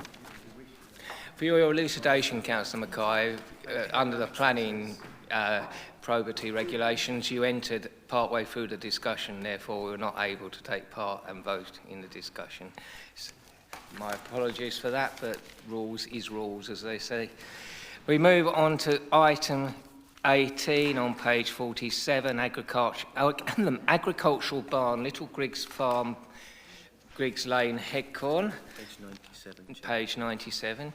Can I take any declarations of lobbying? Councillor Round, anyone else? Just check. I believe there is an urgent update which amends the recommendation. Recommendation amends condition 12 and adds an additional condition 13. Are any members wishing to speak or discuss? In that case, Councillor Round, we will have the application introduced. Right, this application relates to the conversion and change of use of an agricultural barn to a dwelling, together with the first floor extension to the lean-to, associated parking and the residential garden. The detached agricultural building is located adjacent to existing farm buildings, some which have extant prior approval consents, and a listed building, Little Grigg Farm, is located to the east. This is another view of the site. This is one of the outbuildings that's proposed to be demolished. There's a demolition plan which removes certain buildings, and condition 12 is recommended on the urgent update to ensure that this occurs. This is the side of the building, and this is a view from the front access. The site lies in open countryside and the low-wheeled landscape of local value. Under SP 17, it's required for the character of this area to be conserved and enhanced. In relation to the principle of the use, DM31 relates to the conversion of rural buildings. It's considered the building lends itself to the rural character of the area and is of sound construction. Criteria of DM31 includes whether residential conversion is only suitable for reuse for an unlisted building. The urgent update again now includes results of an independent assessment of the applicant's viability assessment. This update confirms that the residential use is the only financially viable option. The design of the proposal has now incorporated and retained original features from the building. See, I'll show you. This is the existing plans and elevations for the building, and this is the proposal. The proposed extension replaces an existing out-of-character lean-to addition. It's subordinate to the main building and enables the provision of a small dwelling of usable space and proportion and provides a viable use for the building. The design has been amended to remove some windows on the southeast and northeast elevations nearest to the listed building. It improves the proportion and appears less domestic to retain its rural character. The windows have been placed to appear small and randomly spaced, again to try and retain the rural character. The design has been carefully considered in relation to be respectful of the rural character of the building and the listed building to the east. Features such as the stable door has been retained and other original design features. When considering the proposal, regard needs to be had to the site context. Various prior approvals consent do exist for the surrounding site. I think there's a total of 5 buildings that have consent for conversion. These are annotated on this plan here. I will just quickly go through and just show you the designs for the prior approval consents. This first one is sited to the west of the application site, quite a modern scheme. This building is located to the south of the site and was approved under a 2018 prior approval consent. The next one is located to the north of the application site and was approved under a 2019 prior approval consent. This scheme here was approved, it's located to the west and again was approved under a 2019 prior approval. There's a final scheme, which again is very modern in its design, located to the west of the application site. All these buildings do have more radical and modern designs. Overall, therefore, although the site currently has an agricultural character, the site does form part of the wider complex, which has numerous consents for residential conversions. This scheme aims to bridge the gap between the more modern conversions already permitted and the listed farmhouse. As such, the design has focused on retaining existing details and features on the agricultural building, rather than seeking the modern designs granted on some of the adjacent buildings. It is recommended within the report that the PD rights be withdrawn, and a condition is included to ensure that this occurs and that the character of the building is retained in the future and to protect the setting of the listed building. In relation to other heritage issues, it's considered that betterment is provided by the removal of the access abutting the listed building.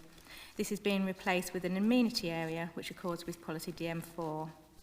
In terms of traffic, the additional impact from one additional unit is considered nominal and will not adversely impact on highway or traffic safety. In terms of wildlife, back boxes and sparrow terrace are included and conditioned along with wildlife-friendly lighting.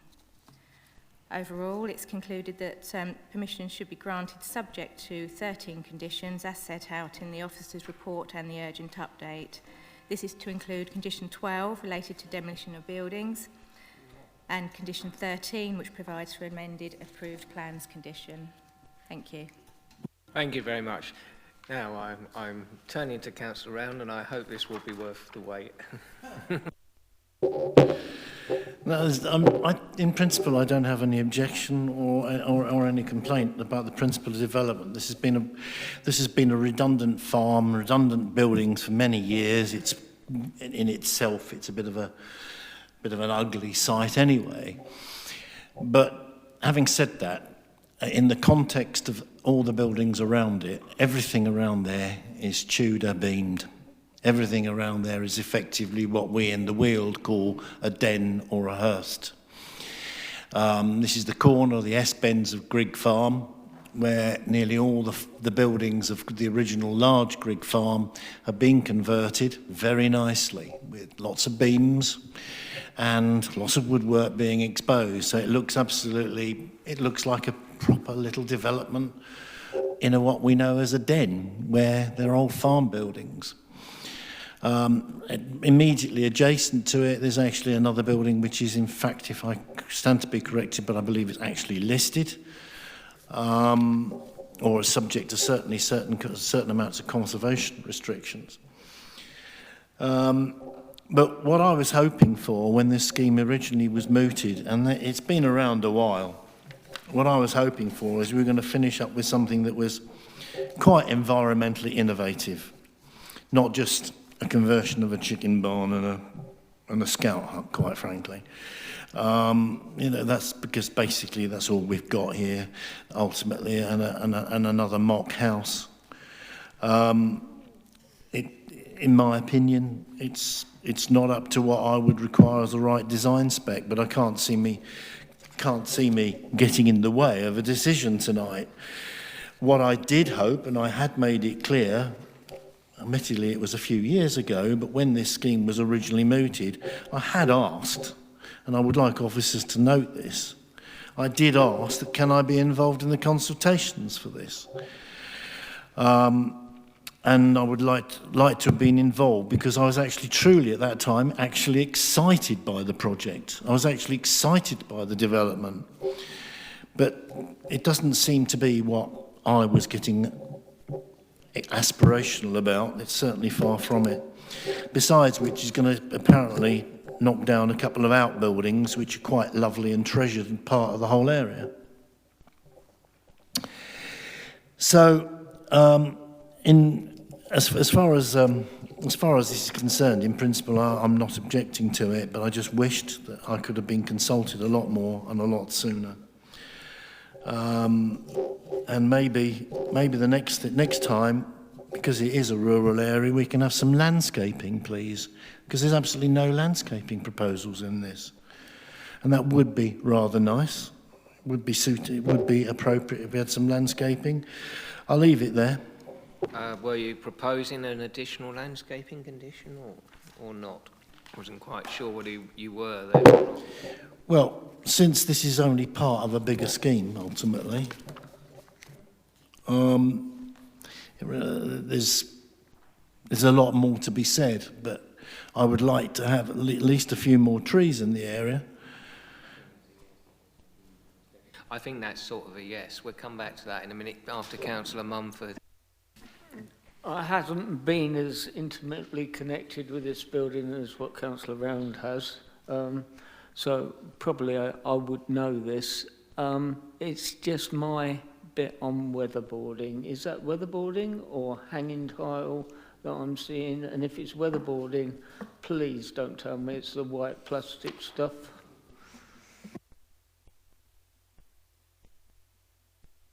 Right, well, while we're finding out whether it's the white plastic stuff, Councillor Mackay. This site here reminds me of the saying, you know, how to eat an elephant, one bite at a time. So someone's got a site here, and I lost count of how many separate planning applications it's made. So rather than being treated as a site, a coherent site, we seem to have just a hodgepodge of individual planning applications coming forward. I mean, I wonder whether it was to ensure that they weren't required to make a contribution towards social housing. Yeah. I mean, it makes a mockery of planning, quite frankly. And it seems to me that each of the designs that come forward are almost at the whim of the planning officer, as which he prefers. Quite frankly, this one looks like you could see it in any current estate. Doesn't look anything like a farm building. But I doubt whether there's any reason to turn it down, but it doesn't sit comfortably with me, I can assure you. Thank you very much, Councillor. We do have, there is a landscaping condition, but it probably needs to be amended to actually include the relevant phrase carried out in accordance with the landscape character assessment guidelines, which it doesn't say. So thank you for flagging that up, that point. We're still looking at, have we got an answer on the white plastic stuff? Timber cladding is proposed, and also condition 2 requires details of any work carried out to the roof or external cladding and surfacing materials, external surface materials. So did you want to recommend anything in relation to those materials, Councillor? Yeah, that it fits with its surroundings, and the surroundings I saw is not white weatherboard. The surroundings I saw from the photographs is something darker than the white plastic stuff. So that's the only point I'm putting in. I'm only putting it in because Councillor Round wanted this heard. Thank you very much. Right, Councillor Wilby and Councillor Harwood, and then we will move to a close. Thank you, Chairman. I was trying to be brief because most of the things have been covered in terms of the weatherboarding and in terms of the incremental approach which has led to the incomplete landscaping, because I think that is a critical point here in that the incremental nature of development on this site has meant that it's not been as coherent as perhaps it should. And it's quite interesting that Councillor Round talks about Den and Hursts, because Den and Hursts are both woodland references from the Anglo-Saxon. So the Weald was the most wooded place in the whole of the British Isles at the time of Doomsday, and now there's very little there at all. And we've got to, when these buildings were originally built, it was a very heavily wooded place. It was more like northern France and the similar landscape on the other side of the channel than it is what's there now. And I do not think the indicative landscaping scheme, which is shown with the application, is anywhere near good enough. So please, can we look at far better site enclosure as this site develops? And can we bring in the odd specimen, decent tree as well? I mean, you know, English oaks are the emblematic tree of the Low Weald. So can we look for that, please? Thank you. Could I suggest then, on that basis, that we add an informative to guide Condition 8, which effectively then would set out and give the applicant a clear indication of exactly what you're seeking to achieve by way of informative, and then that's an easier way to guide the issues in terms of the vernacular, the materials and everything else. So if we could have delegated authority to the Head of Planning and Development to achieve that, I'll make sure that that gets incorporated, both materials to cover Councillor Mumford's point and your Councillor Harwood. Okay, thank you very much, ladies and gentlemen. I think we now have an amended recommendation, which I shall propose if it hasn't been proposed already. Is that seconded? Councillor Mumford, thank you.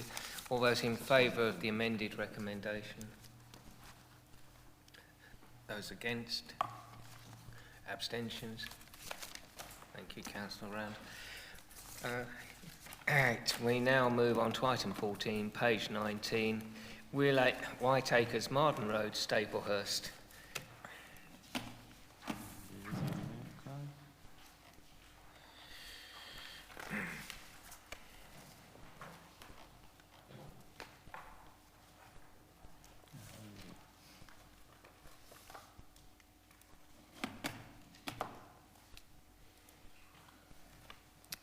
Sorry, members, thank you very much.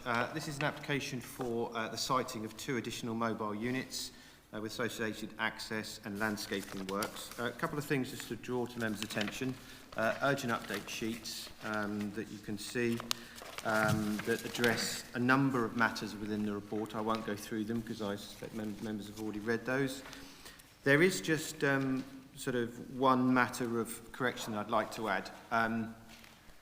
In terms of the application, there's been a change to this red line boundary in this application because effectively what was submitted in the application was a utilisation of the existing access due to concerns that were raised by proposing for new access. So in normal circumstances, I would recommend to the Chair that this application be withdrawn from the agenda tonight because obviously what we're looking at is a new red line which effectively encompasses the existing access. But in this instance, I haven't recommended that because that access is owned by a family member.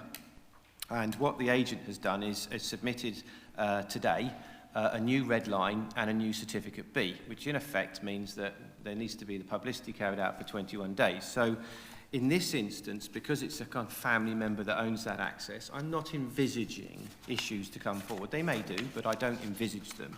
So in terms of my recommendation to members tonight, I would slightly amend the recommendation set out on the urgent update report, and I would ask for delegated authority to be given to the Head of Planning and Development to grant planning permission subject to the expiry of the 21-day notice period and subject to no new planning issues being raised that have not previously been considered. So that's just a slight change to cover the nuances, and you know, it's all about consistency, and I know we have in previous applications requested it to be withdrawn, but there is an instance in this case where I'm not recommending that. So procedural matters over with. Turning to the application, so this is the application site on the aerial view.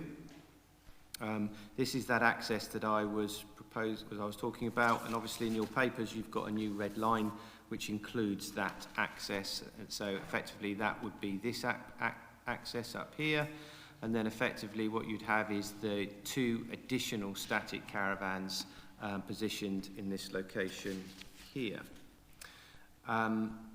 In terms of matters to note, committee did approve a plan for the site next door in April of this year, which is set out in your report, and this is that application. So in terms of what that seeks to do, that does bring development, or the change of use of the land, I should say, closer towards the Marden Road. It does still retain that area of land. And I'll come to the issues in terms of how the applicant has sought to mitigate, in terms of landscape impact, the use of this particular area of land, which is currently a sort of a grass field. So this is just the front boundary. This is the current access into the site. As I said, I think it was originally proposed to have an access here. That wasn't considered appropriate, and then the applicant has utilised the existing access and included that within the red line and served Certificate B. So this is just looking into that area of land, and I'll just go back so you'll notice the sort of the well-established hedgerow planting along to the front. This is looking southeast from the adjacent site entrance, so effectively the site access you're talking about is down there. And then this is the proposals for the application site, and what the applicant has set out in the application is the supplementing of this boundary to produce a 5-metre buffer zone along the Marden Road frontage along here, and then also to a complement, which you currently saw was quite open, to have additional landscaping coming up here. So where you've got that existing access here, it is proposed to sort of supplement that to have your 5-metre buffer and to have additional landscaping up here. So effectively you're screening up the proposals from Marden Road.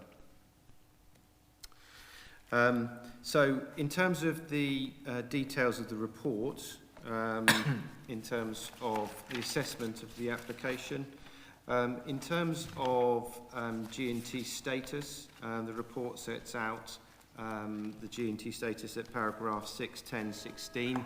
That is slightly corrected in terms of the urgent update report because the applicant's daughter, who doesn't travel for nomadic purposes for reasons of her health, but however on the basis, the reasons why the officer's recommendation is as it is, because it's retention of the family unit all in one planning unit. I would also draw members' attention to the fact that this is actually just the stationing of, because the original planning unit remains. This application seeks to almost wrap in that existing permission for the planning unit, which covered the whole site, and then effectively you've got one permission that would cover 3 static caravans on the site, so effectively allows more control through the applications as opposed to having individual ones. So in terms of the first static caravan, it is considered that the applicant complies with the definition as set out in the PPTS. With regard to the second applicant, as I've previously said, doesn't so in our view, but on the basis of a cohesion of the family unit and her special family needs, it is considered that that is acceptable in terms of the overall impact.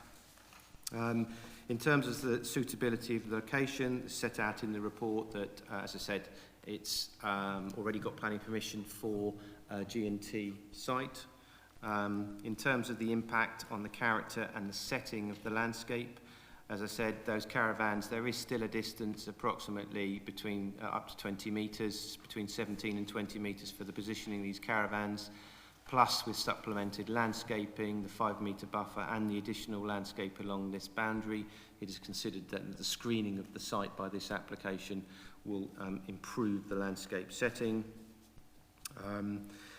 In terms of conflicts, in terms of cumulative impacts, that's not considered to conflict with DM15 in terms of the G&T policy issue.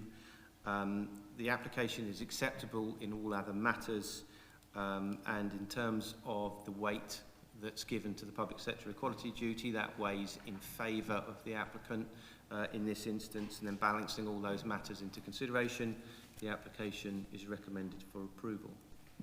Thank you, Mr. Chairman. Thank you, Mr. Bailey.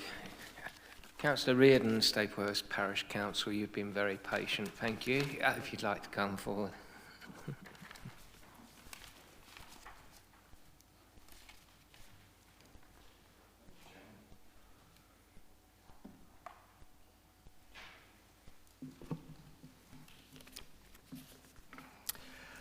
This site has developed steadily since the 1980s from arable fields and meadows into a growing settled population, basically a static caravan housing estate.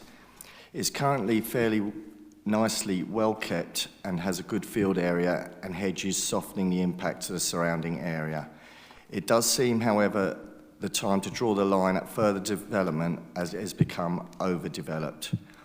Whilst we appreciate MBC's job is made all the more difficult due to the fact that historically much of the development on this site has been completed and then has successfully acquired retrospective planning permission, now feels the time to stop. Stapleworth Parish Council call on MBC to make a stand in regard to their own local plan policies regarding development in the open countryside as follows. MBC is already meeting its target for gypsy and traveller pitches, so there is no need for additional pitches. The local plan did not allocate this site for gypsy and traveller development, and yet it clearly is one. The proposed further subdivision of the site would create an over-intensive development. We believe a site visit would help considerably in understanding the density of the site compared with the minimalist and undersized rendering of the caravans on the plan drawing submitted. The proposed development does not meet the criteria of local plan policy DM15 gypsy, traveller and travelling show people accommodation, notably being an unsustainable location without good access to amenities. There's no pedestrian pavement there in a national speed limit area. The proposed location of units nearest to the road would be detrimental to the local rural setting. Light pollution is also a concern as there are already high-powered security lights on for long periods of time, which more caravans would only increase, creating a more urbanised appearance in a rural setting. Properties on Marden Road continue to suffer from problems with wastewater drainage, and it seems unclear about the matter of sewage disposal on the site, which obviously can only make matters worse.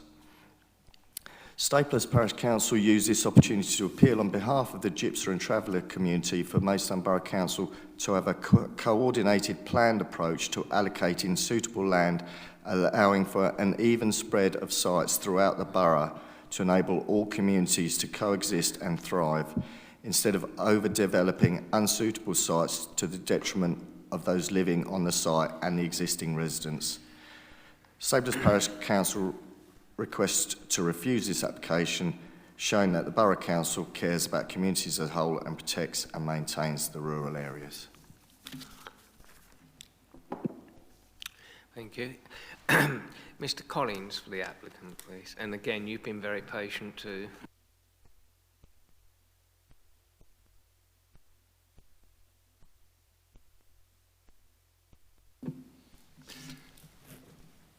Thank you, Chairman.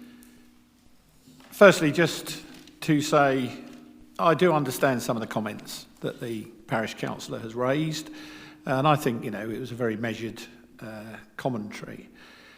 There are a number of things that were mentioned in his statement, of course, that this particular application can help to resolve that otherwise you'll struggle to resolve in respect of this particular site. So one is in respect of lighting.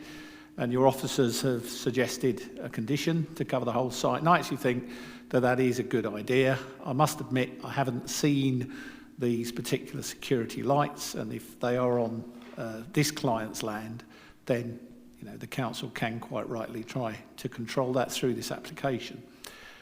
Another matter is, during the application process, officers did approach us and say that they didn't want a separate access, and we did go back to the applicant, and he already shares the access with his brother and is content to do so. So he has amended the application accordingly, and of course that does ensure that there is a decent screen along the frontage, but this application is an opportunity to provide additional screening. I did want to respond to just one comment, which is simply, and it's not meant to sound contentious, but in respect of this particular family, the Warren family, they've been on this site for 30 plus years. There is grandmother, brothers, and now a number of children on the site. And in the last 2 to 3 years that I've been representing them, I'm not aware of anything that my clients have applied for retrospectively. They've always approached me in advance. We've put applications together, we've submitted them, and then we've negotiated with the council. So it was just to put that on record. So finally, the comment, I just wanted to say something about the situation with the daughter. So she does need care, and it is care on a regular basis. She's reached adulthood and wants to have independence, but she does require care. So she can't work. It's not that she doesn't want to, she can't. And so whilst I understand the comment Mr. Bailey has made, she doesn't travel for work simply because she can't. And so that is the reason for the other unit. The other unit with 17 seconds left is for Mr. Mark Warren's son. So thank you very much, Chairman. Thank you for those clarifications. Right, Councillor Harwood, I think you were first to indicate, I believe. Oh, sorry, can I take declarations of lobbying first of all? Sorry. Anyone been lobbied? No.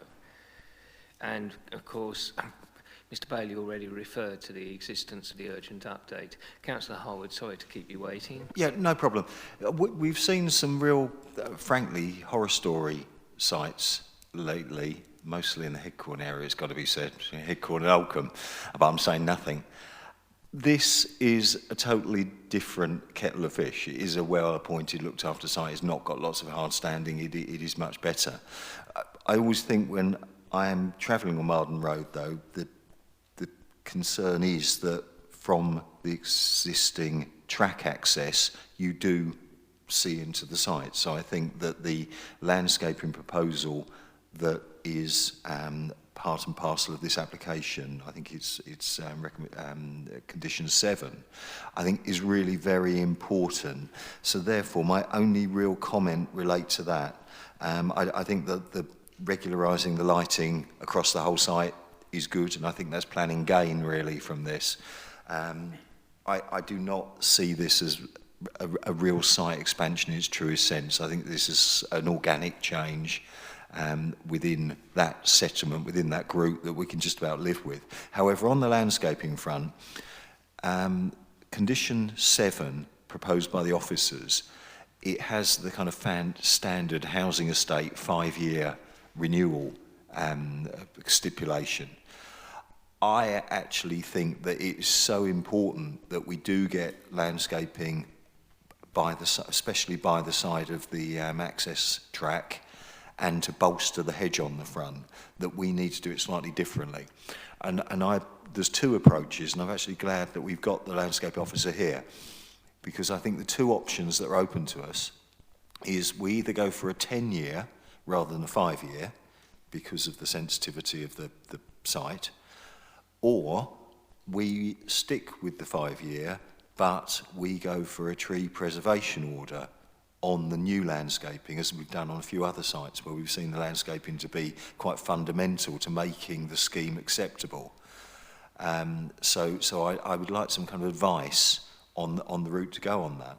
The other thing is that we've not currently got detail on the planting proposals.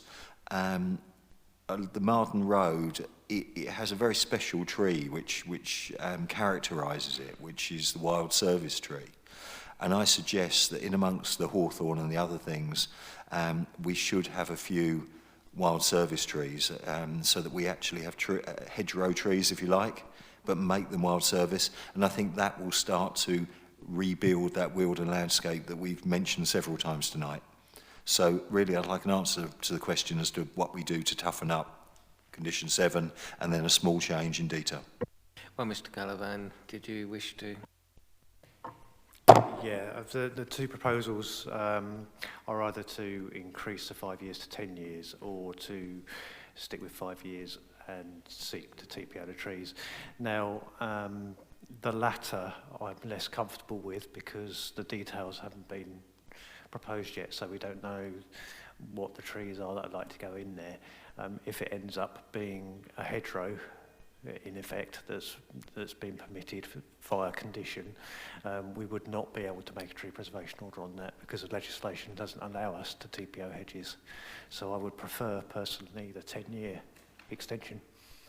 With that advice, I will move the recommendation on the papers, but with a couple of small changes. One, that the 5-year renewal period becomes a 10-year renewal period and maintenance period, and that we add an informative that the proposed hedgerows incorporate hedgerow trees which should be wild service, Sorbus torminalis, if I may. Thank you. Did you wish to speak now, Councillor Round? Councillor Harwood has said much of what I would have said. It is indeed an organic growth of a particular family on one site, but without going into any greater detail, can I thank Staplehurst Parish Council for saying something that I've been saying and many of us have been saying for a long, long time. This site will be approved tonight, and as Councillor Harwood mentioned, I am from Headcorn Ward, and I just wish my sites were as clean and tidy as this. I really do. But Staplehurst made a particular point that this council does need to be seeking out policies for the long-term future in terms of our plan and the future of all communities, and that's something that does need to be recorded. But I'm happy to second. Thank you very much, Councillor Round. Yes, can I just check, Councillor Harwood and Councillor Round, when you were moving your motion as on the papers, you are including the urgent update, aren't you? Just for clarity's sake. Mr. Bailey, you wish to? One very small point. Because going from 5 to 10, I don't see that as a huge problem. It's not normal to go for such an extended period of time.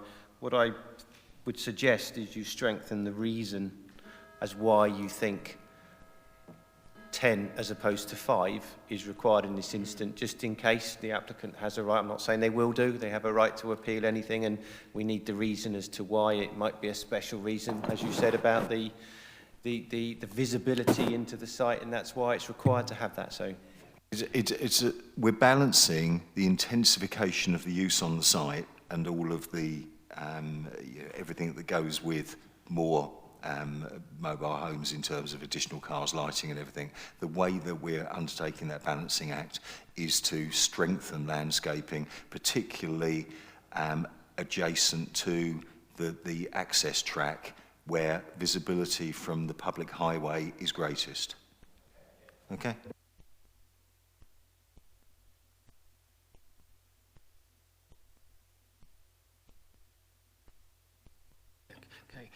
I was just seeking clarification for my own benefit on where we are with the lighting. It does seem that we will be able to move forward on that, which is planning gain, as has been said. Any further comments? No, in that case, all those in favour of the amended recommendation? Those against? Abstentions? Thank you very much. Now we move on to tree preservation orders. 21, item 21, page 117.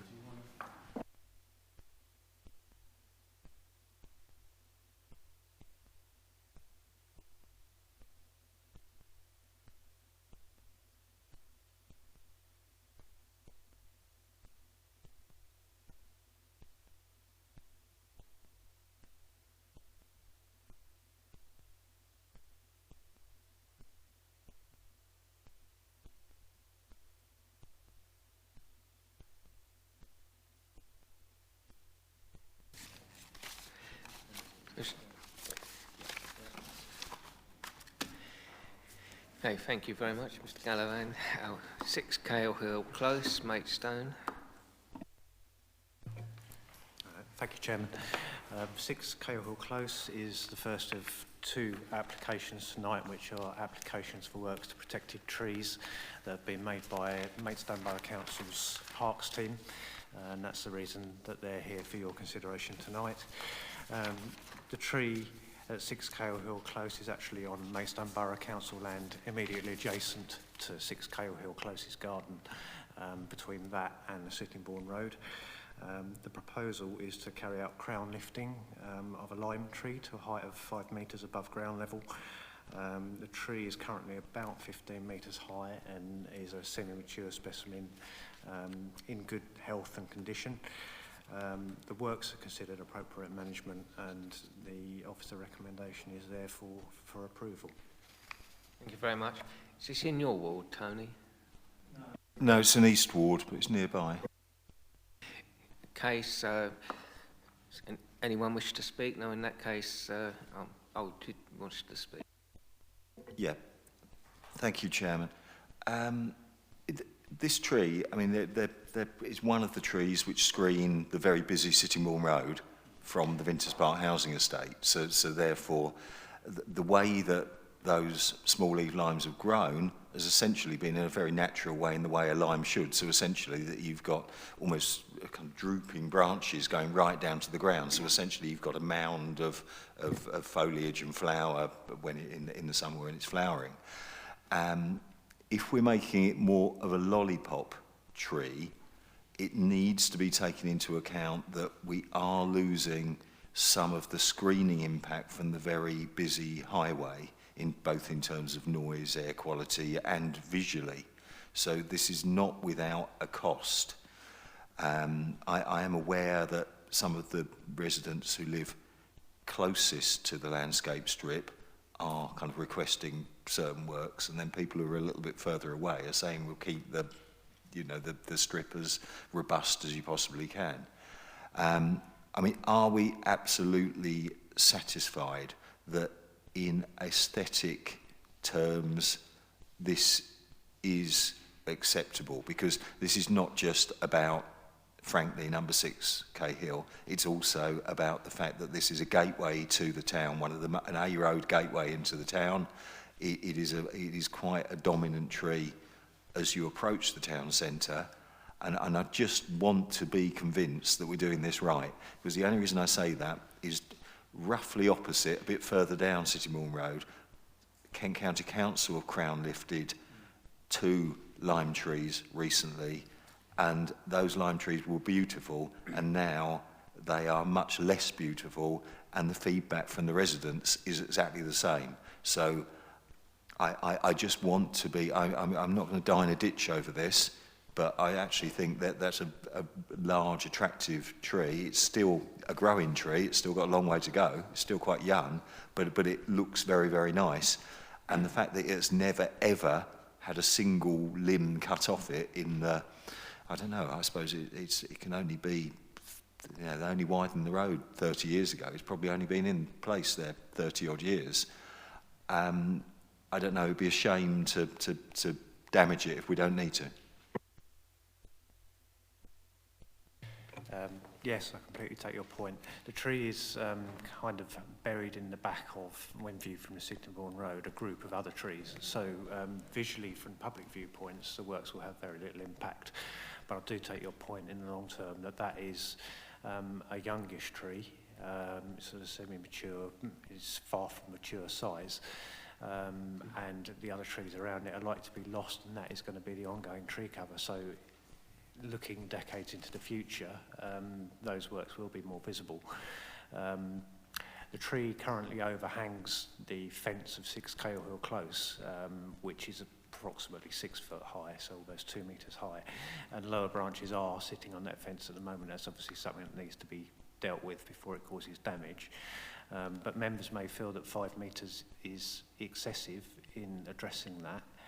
And the council does have the option of permitting lesser works if you wish to explore that. I mean, I think I welcome the kind of arboricultural advice here. I think we need to have a happy medium whereby the aesthetic and the landscape value of the tree and its biodiversity value is protected, but the property owners' interests are protected. You know, frankly, once that tree is, as you say, that crown is only going to lift more as the tree grows and gets higher, and so therefore, if we are overdoing it, there is no reason why we shouldn't. We can always undertake some works, and then, you know, there's always continued maintenance of the trees on this bank. There is no reason why we shouldn't go back in 10 years' time or whatever if another issue develops. So are you saying that perhaps this is a bit, you know, 2 metres too high, the cutting maybe, and we need to, or 1 metre, you know, it's up to you. What do you think? I'm not going to have a long debate on this, but if you could give us a reasonable estimate. Yeah, I personally don't feel that 5 metres is excessive, but I wouldn't want to go any higher. It's approximately a third of the current height of the tree, which British standard considers acceptable. The danger with the suggestion of coming back in a decade and taking a bit more if need be is that by that time the side branches of the tree will be a greater diameter, so you'll be creating larger wounds which are more susceptible to infestation by decay fungi. So if we're going to crown lift to 5 metres, say, is the ultimate goal, it's better to do that while the tree is younger and you're creating smaller wounds than it is to perhaps rethink it in 10 years' time and create larger wounds at that date.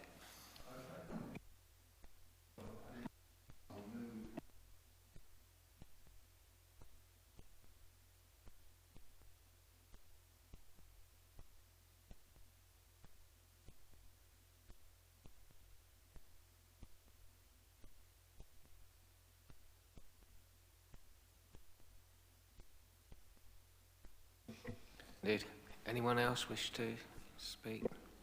And in that case, the amended recommendation, I'll put that to the vote. All those in favour? That seems to be everyone. We'll move on to the second TPO, which is, I think, in Heathward, Westminster Square.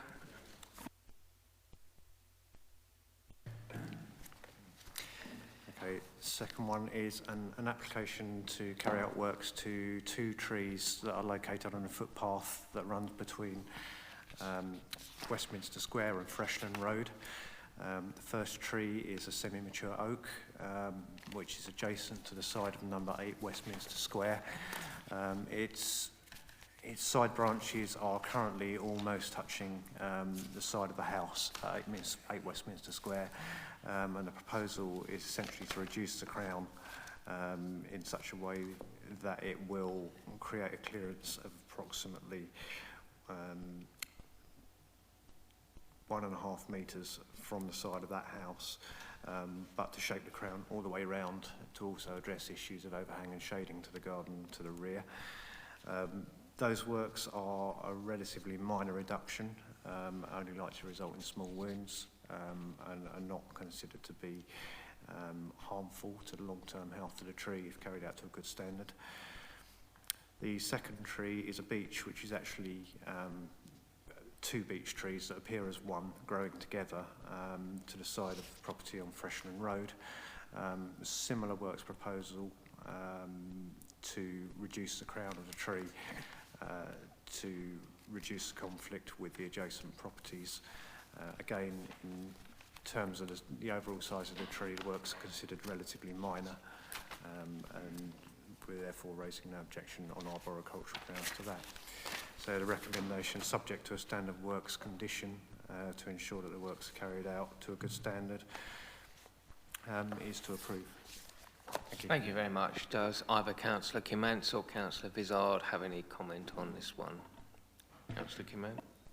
Yeah, only that I just mirror what Tony said about them being lollipops, because obviously I live right on the edge of town, so I know exactly what Tony's saying when he says you don't want to turn a tree into a lollipop, because it just totally ruins the character of the tree.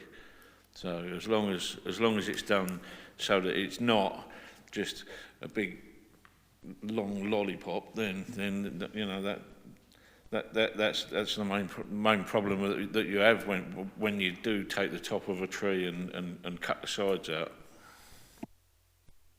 Councillor Vizard. Thank you, Mr. Chairman. There's only one comment, and that was from residents around in the Westminster Square area about the oak, and they were asking whether they could have something sorted out with it, and I'm quite content with the lifting to get it away from the side of the buildings. Yeah, I think this is relatively modest, fortunately. Okay, if no one else wishes. Could I just ask one? I might be a bit thick for asking this question. Tony's always on about the back boxes. Can't you put back boxes up trees? So whilst they're cutting the top of the tree, can't they put a back box up there?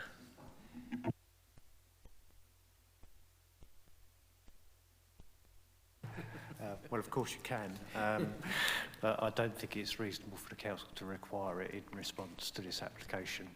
It's not as a condition anyway, because by putting on as a condition, you were saying that the application would not be acceptable unless you did that, and I don't believe that's the case here.